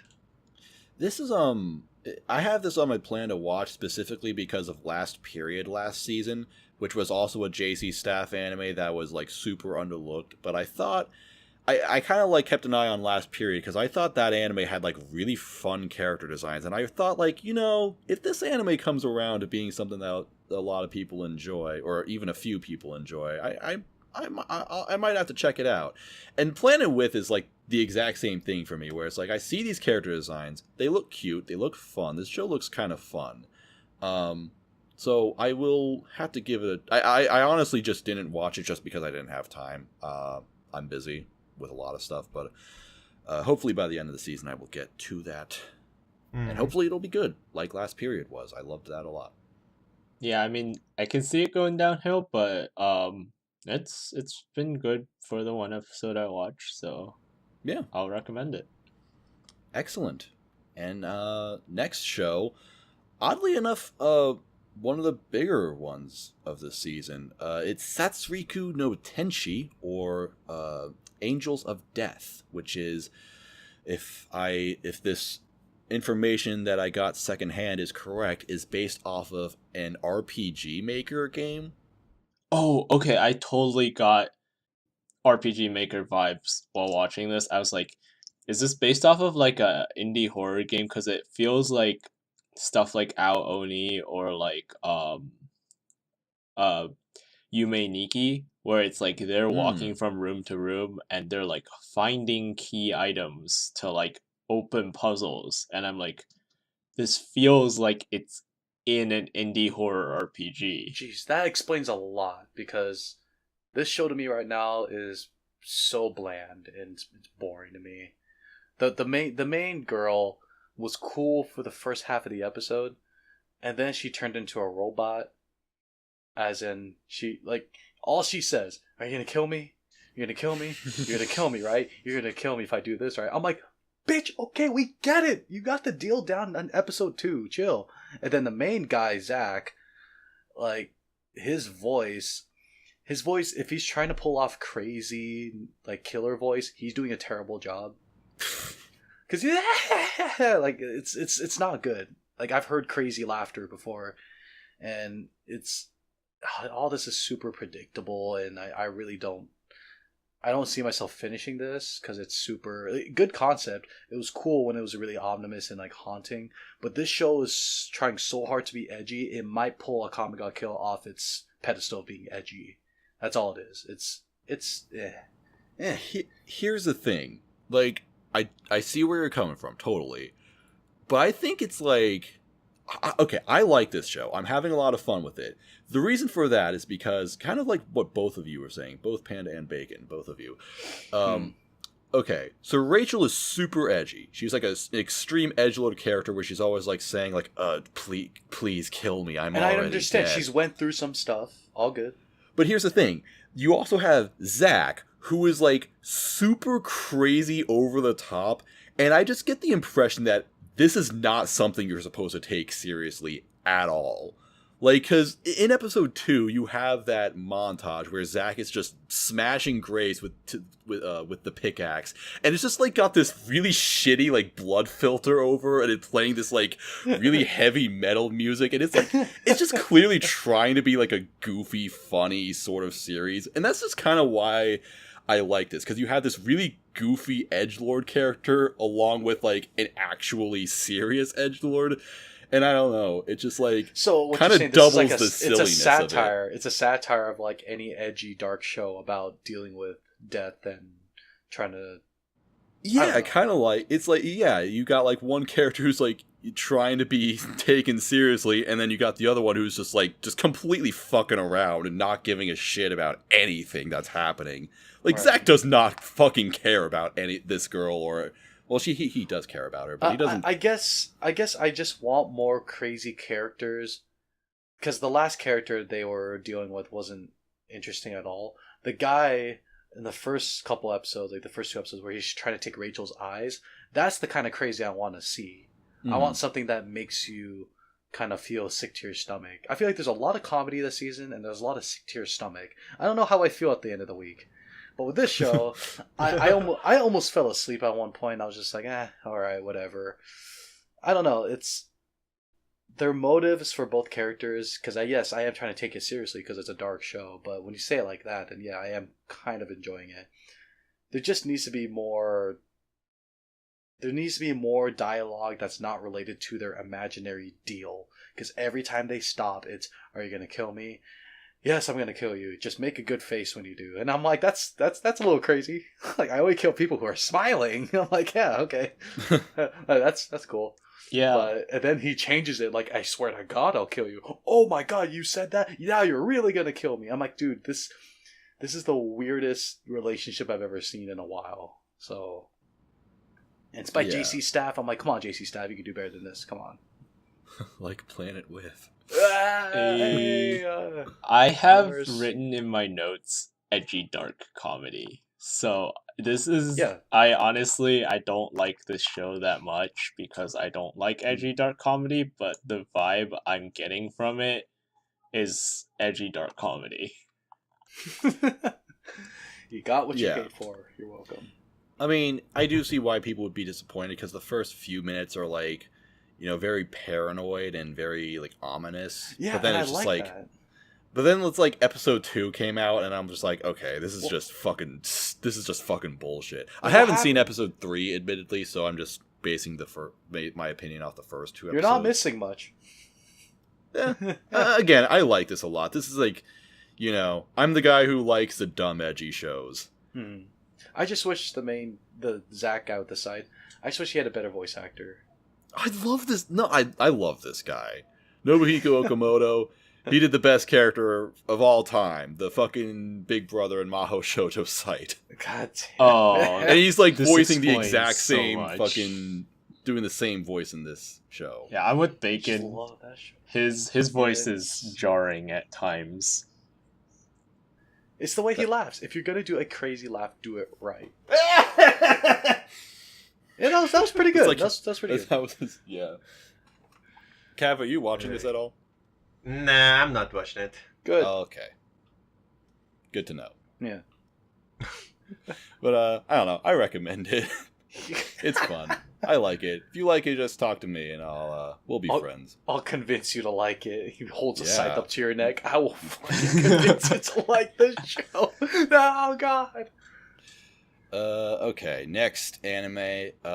We don't have a huge opportunity to talk about this because this literally just came out today. But season 3 of Attack on Titan. Hooray. Haha, peasants. Hooray. I saw it in movie theaters a few weeks ago. Haha. And I read the manga. I'll tell you right now, great. All I can say is this. Goddamn Kenny. Goddamn Kenny. Here we go. Probably my favorite character in this arc. This dude. It's like McCree if he was bad. That's the way I see this guy. I have no opinions of this season so far. All right. First episode was like, all right. I don't know. I guess it's like to be expected because, like season 2's first episode was like a huge oh shit moment. Yeah. This one is like, it starts off as a slice of life, basically. Yeah, we're going to ease into it again since you guys were like losing your mind season 2. Yeah, and because it's only been a year since the first season, since the second season, so it's not like we need a refresher, like we need to be reminded as to what Attack on Titan is. On that day, Yeah, Attack on Titan fans received a grim reminder. Every episode, we get it. Every episode, yeah. The first episode of third season was pretty good. I enjoyed it. I'm looking forward to what this season has in store for us.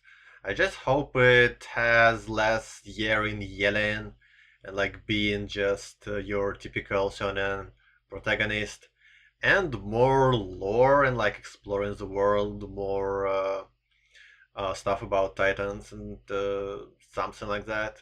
I don't know. I'm not reading the manga. It's all just speculation and what I want to see from it.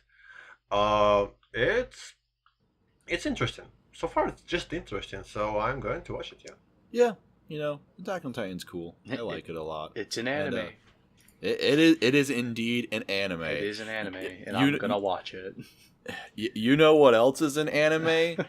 Shoujo Kageki Revue Starlight.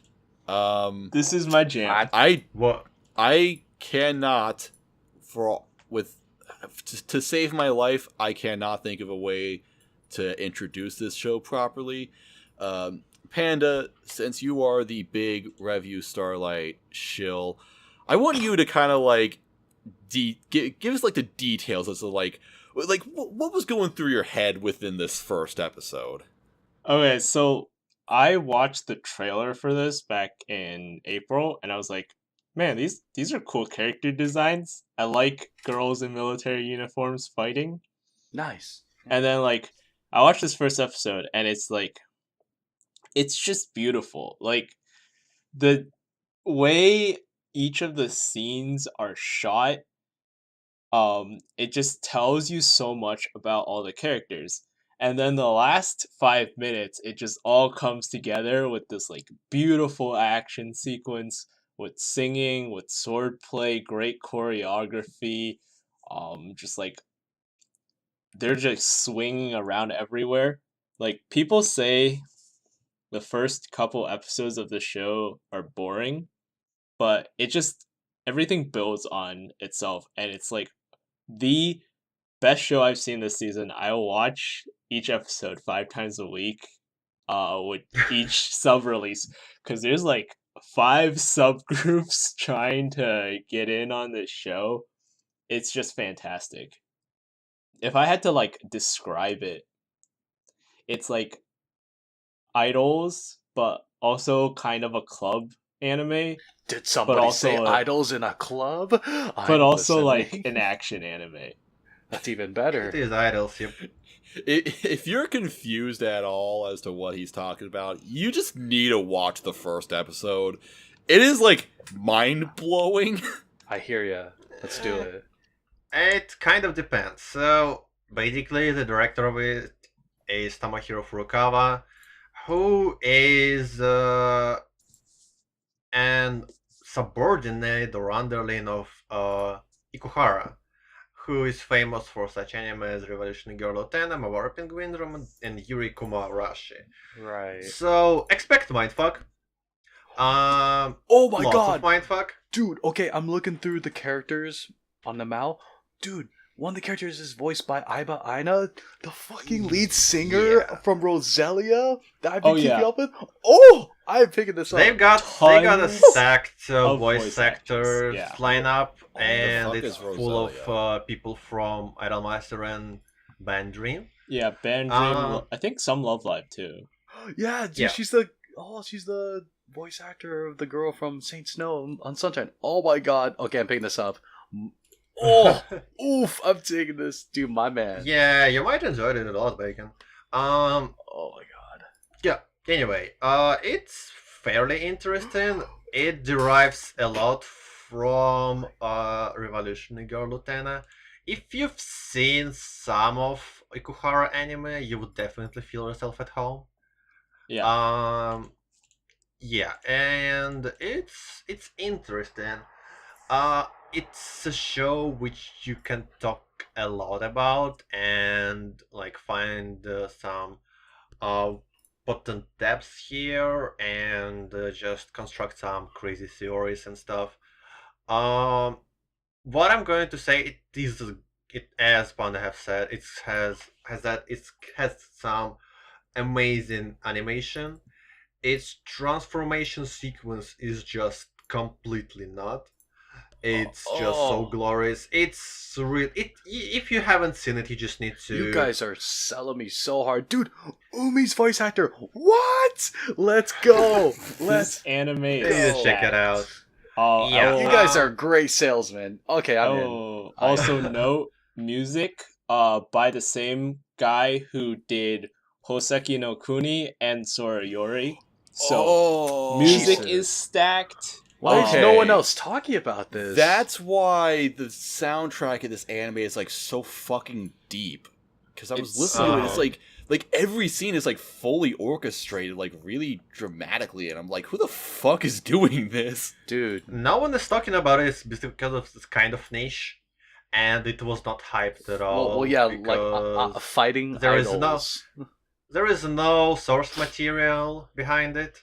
There was no hype, and yeah, no one really knew what it would be about. I am at all. posting this in my Love Live chat that I'm a part It's of. pretty hype in Japan, from what I understand, because of that whole thing with the voice actresses. Like, Yeah. people follow that. In the They US, definitely sold people on voice actors at least. Yeah, they know their audience. I feel like it's going to depend a lot on what kind of expectations people have in it. So far, I feel like this anime would. Some people expect that it would have a dark turn, like behind, like just down the road. They're probably I saying don't that because really this is see it. Kinema Citrus. Not. It's just kind of how Ikuhara anime operates, and since it has similar vibes, I don't know. It just feels to me like it wouldn't be dark at all. It's just going to be a story about uh being popular, achieving success, and struggling to get there, and not like just some kind of conspiracy behind all of that, which is like Utena or Penguin Drum or Yurikuma Rush are about. Um, so yeah, I would say that managing expectations is important when it comes to anime. If you just come into it and expect a really beautiful show about um talent Right. and being popular, then yeah, and which is told in pretty exciting way, then yeah, Starlight is for you. Oh, great! I'm getting roasted by someone saying that if I don't watch that, I'm not their friend. Well, if you don't watch it, or if you do. if I don't watch it, because no, this Okay, is the yeah, good. this is the If you Love don't Live. watch this, you're not my friend either. Oh yeah, it's the Love Live chat, and they're like, dude, have you? Everyone's all doing the whole like, dude, have you not known that? I'm like, I'm sorry, I don't keep up with every voice actor day by day. I just listen to that music. By the way, recommendation: listen to Roselia, guys. Fuego. Oh yeah, I played Roselia Bang Dream. is my a man. crappy Pokemon. Shut up. Oh my gosh. Shut up. But I absolutely agree with what Kaverick said. What I'm expecting out of this, I mean, I know they're going to be serious about some things. I'm not expecting a complete dark turn. I will be pleasantly surprised if there is one. But what I want is I want my metaphors, I want my symbolism, I want my beautiful animation and music. Mhm. And the show has delivered everything so far in both the episodes that have come out, so I'm just waiting for more.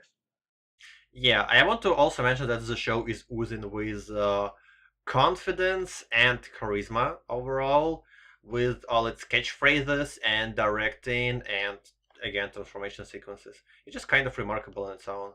What do you think about it, most? Honestly, I just don't really have much of an opinion yet. I just need more episodes for this, really. Mhm. I don't know. I can't even recall a whole lot of it. This is kind of my fault because I like just watched the second episode as I was waiting to start this podcast, and I also had a problem with a pot player changing the pitch of the episode and making everyone sound fucking manly, and it was weird, and it bothered me. I don't know. It's like, I feel like this could be really cool. I do think that, I don't know, they're going somewhere with this. Like, they have to really be going somewhere with this. Because it's just, you just don't make a fucking, like, first episode plot twist like that on accident or something. That's not a gimmick. They really, I don't know. They're really thinking of something interesting. Yeah, there's a lot like writing. I don't want to say writing on this show, but like they've put a lot of resources into this because it's a multimedia project. They already have a stage play out. There's a prequel manga. There is a ongoing manga that roughly follows the anime's plotline, but is apparently a little bit different. They're gonna make a mobile game. Like, they Damn. started this as a multimedia franchise, so they want it to be popular. It's Oh, definitely manufactured. It's kind of weird that it's almost seems to be lightly criticizing that as well, at least in the anime. But yeah, this is big. There's a lot of money in it. so that's why Bushi wrote as a producer. I was like so confused when I saw that. Hell yeah. I would actually say that even if it is like manufactured in that sort of way, it's still better than some like Bang Dream is the anime is something that I would say is like manufactured, where that anime is just like very template characters and a very template plot. Gotta This push one that is like merchandise, man. That it's game just is fun though. It The is. game I'm is sure the fun. game is fine. You know, a lot of people love that, but that's also like I don't know. Just the anime just exists for the fans of that game only. It's not really much of a great anime on its own. I think Revue Starlight would be something that will be remembered on its own. Yeah, I mean, like I don't want to compare it to Cowboy Bebop. I like completely different shows, but I will say like Cowboy Bebop, they wanted to sell toys with that. So like you can Yeah. make something good out of something that's supposed to be manufactured. Look at Gundam. Yeah. Yeah. Yeah, moneymaker, man. God, I'm all in. Thanks for recommending this, guys. Like, it's again airings. Still, it's my first day on airings. I'm sorry, I Yeah, can't keep don't up with worry. it all. No worries. It's tough. Yeah. And with that out of the way, the last show on the list is very, very anime show. It's definitely an anime. All right, this is Yuuna-so no Yuragi-sou no Yuuna-san, or Yuna and the Haunted Hot Springs, a Ooh. shonen jump ecchi sort of anime about a really, really hot spirit girl who lives in hot springs. That's hot. It is. She's super hot. Hell yeah, you got me sold. I haven't seen this yet. I'm in.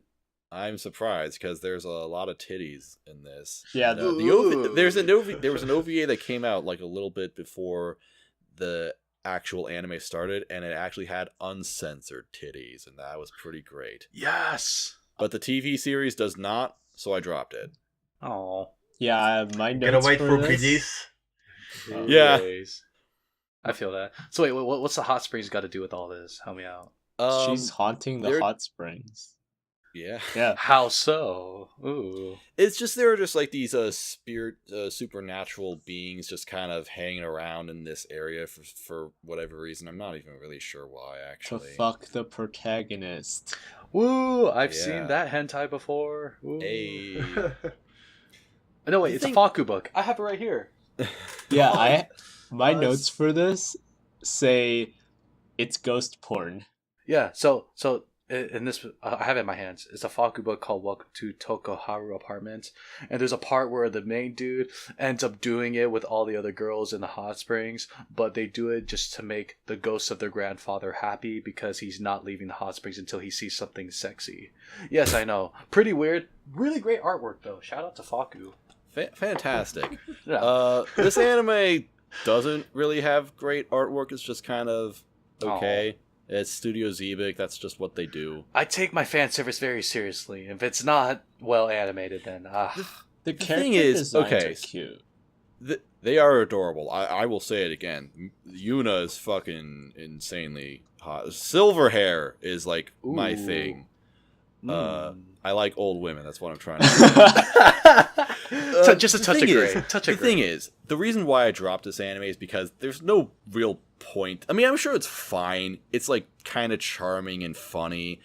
I didn't really find it funny though. And don't really like. It's very teenager like.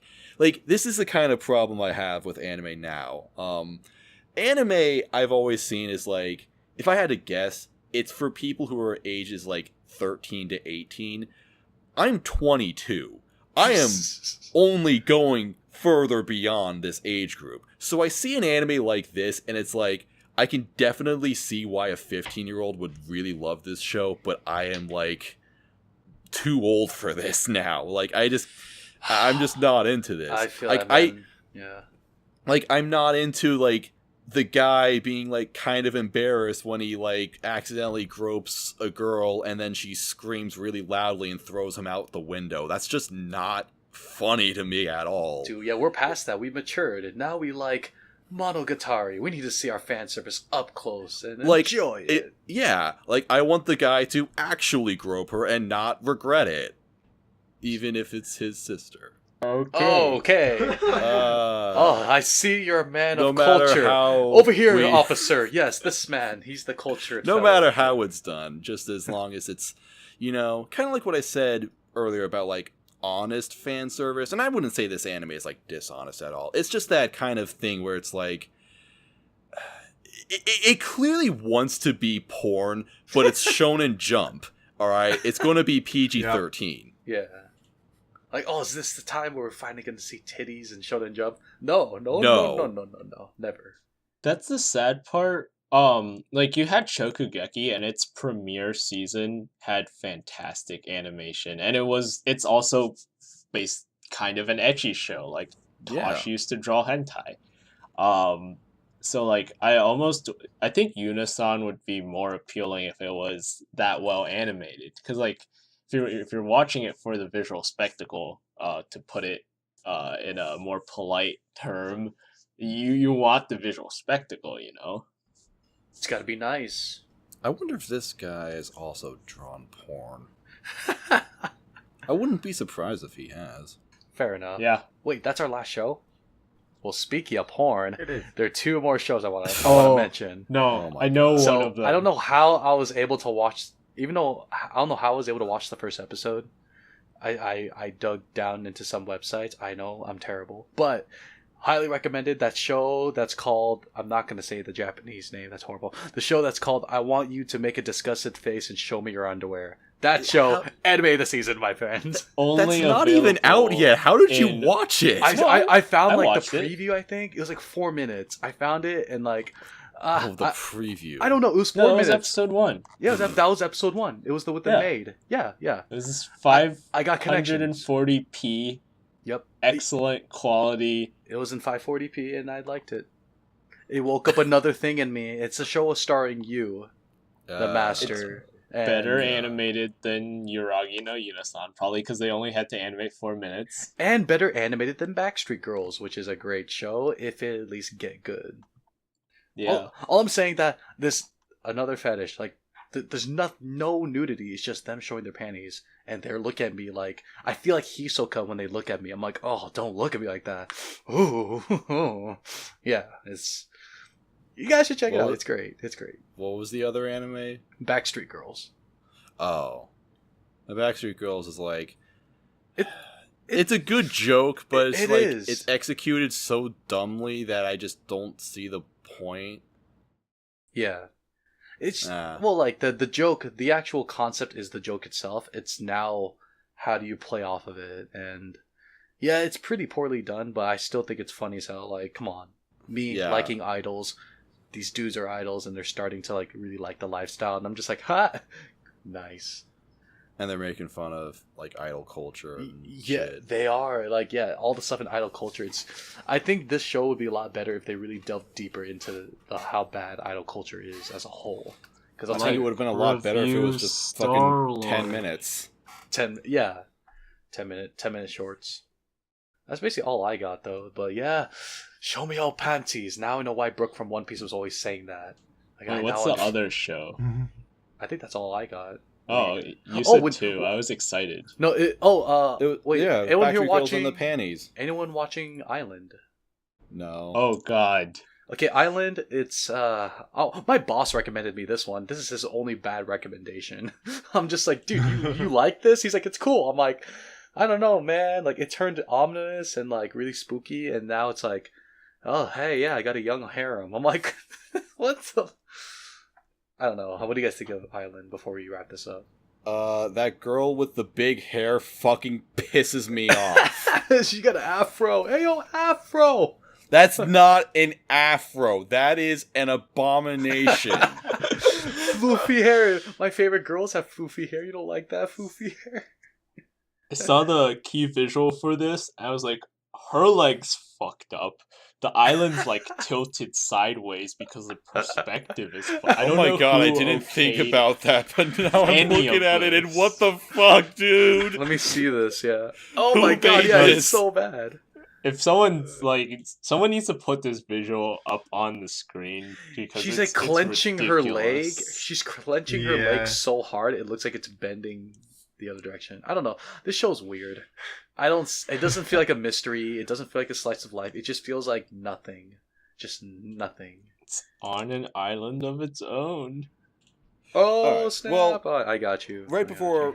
before we leave, since we have like a few more minutes, I just want to go through shut the fuck up. I just want to go through everyone real quick. And what would be your top 3 shows to recommend of this season? Starting with I don't know, who wants to go first? I'll go first. I can go first.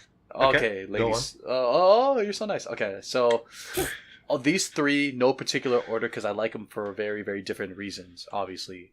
But the 3 that I think is going to be like my personal favorite is Hanebado, Happy Sugar Life, and I'm gonna say Underdog, Banana Fish. Okay. I think Banana Fish, since it's gonna be a 2-core, I think there's gonna be something great that might happen if they don't mess this up. So there you go. Reasonable. Kev? Asobi, Chio-chan, and Starlight. Pretty easy picks for me. Everything else is kind of there. Grand Blue exists, I guess, but once again, it exists. It's an once anime. again, read the manga if you really want to. Banana Fish is alright as well. I agree with that. My favorite opening is probably from New Attack on Titan. I liked it plenty. And my favorite ending is hands down Asobi Asobase. I'll check that out. I did want to ask about OPs and EDs afterwards, but first, Panda, your 3 shows? I want to say Starlight, and Starlight, but I guess I'll give an actual recommendation. Obviously, I think Revue Starlight is anime of the year so far, but other than that, I'm really enjoying Chio-chan, and then I'm also really enjoying Hugto Precure. It's still ongoing this season. Oh, shit. So Ooh. I will recommend that. I think a lot of your guests have recommended it in the past, so I'll just throw that out there again. Tactician Jack last season did say something about it. And, alright, my 3 shows, I would go with probably my anime of the season, Jashin-chan Dropkick, and then Grand Blue, and I want to go with, if you're the right guy, Happy Sugar Life. You gotta love it. And last thing I just want to say, best OP is oh shit.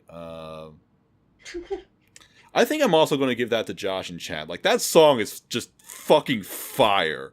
It's like got all these weird ass like baby metal like transitions where it just goes into like really hardcore metal and then just like really dance like pop. It's just fucking wild. And best ED is I didn't think about this one at all. Okay, so best ED this season. It's Fuck tough. EDs. It's a tough What's fighting the best- EDs. Okay, the most important question: who is the best girl this season? Oh damn. oh yeah, My Statue Yushi. Zero is still going. What? Really? No. Whoa. We're just coming out the best girl contest and we're gonna start this up again, bruv. Okay, if we're going back to best girls, Azusa from Grand Blue. Let's go. Fuck off. It's cakey. What? You're a Kageki supporter? They haven't even Heathen. been introduced. Come on. Heathen. Okay, Well, it's a they toss-up. will I would have probably by the forgiven time this comes you out. if you said Chisa, because Chisa's a really strong pick. But Azusa and Chisa, see, best of the season. Come on. I'm gonna go with Ruru from Hugto Precure.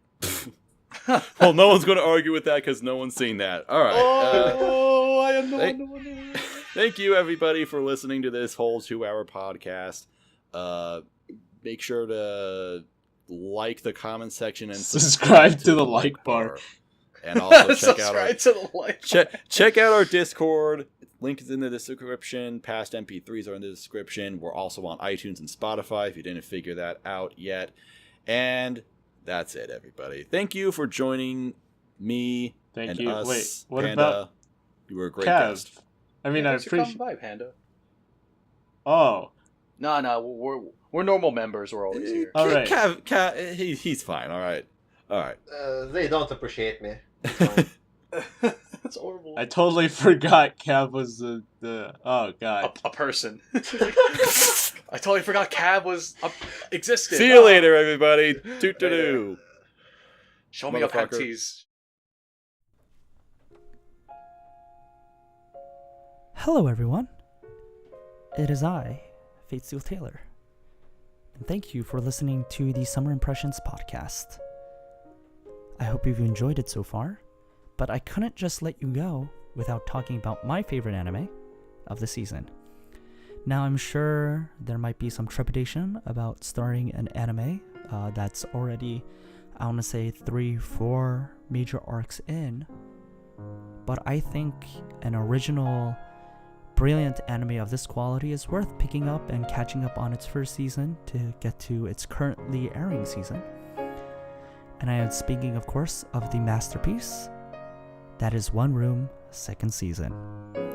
Yes, I know I'm preaching to the choir and talking about such a beloved anime in the R-anime and general internet anime sphere, but I think it's really important to hone in on just why One Room is so brilliant. Now, some people might be coming into One Room from a specific anime background, particularly watching a lot of shows with battle scenes and action through the roof, but One Room isn't about that. One Room's battle scenes are, first of all, non-existent, and so therefore too very low budget. But in its brilliance, you don't need the action scenes, because One Room is about the character interactions. It has attacked the omnibus romance genre like no other show has done before, if you discount things like Sleeping with Hinako and Anitore EX, but I'm sure some of you haven't seen those, so we can discredit them, and in fact, we can just say they're just copying off of One Room at this point. So One Room started off in January of 2017 with this brilliant concept.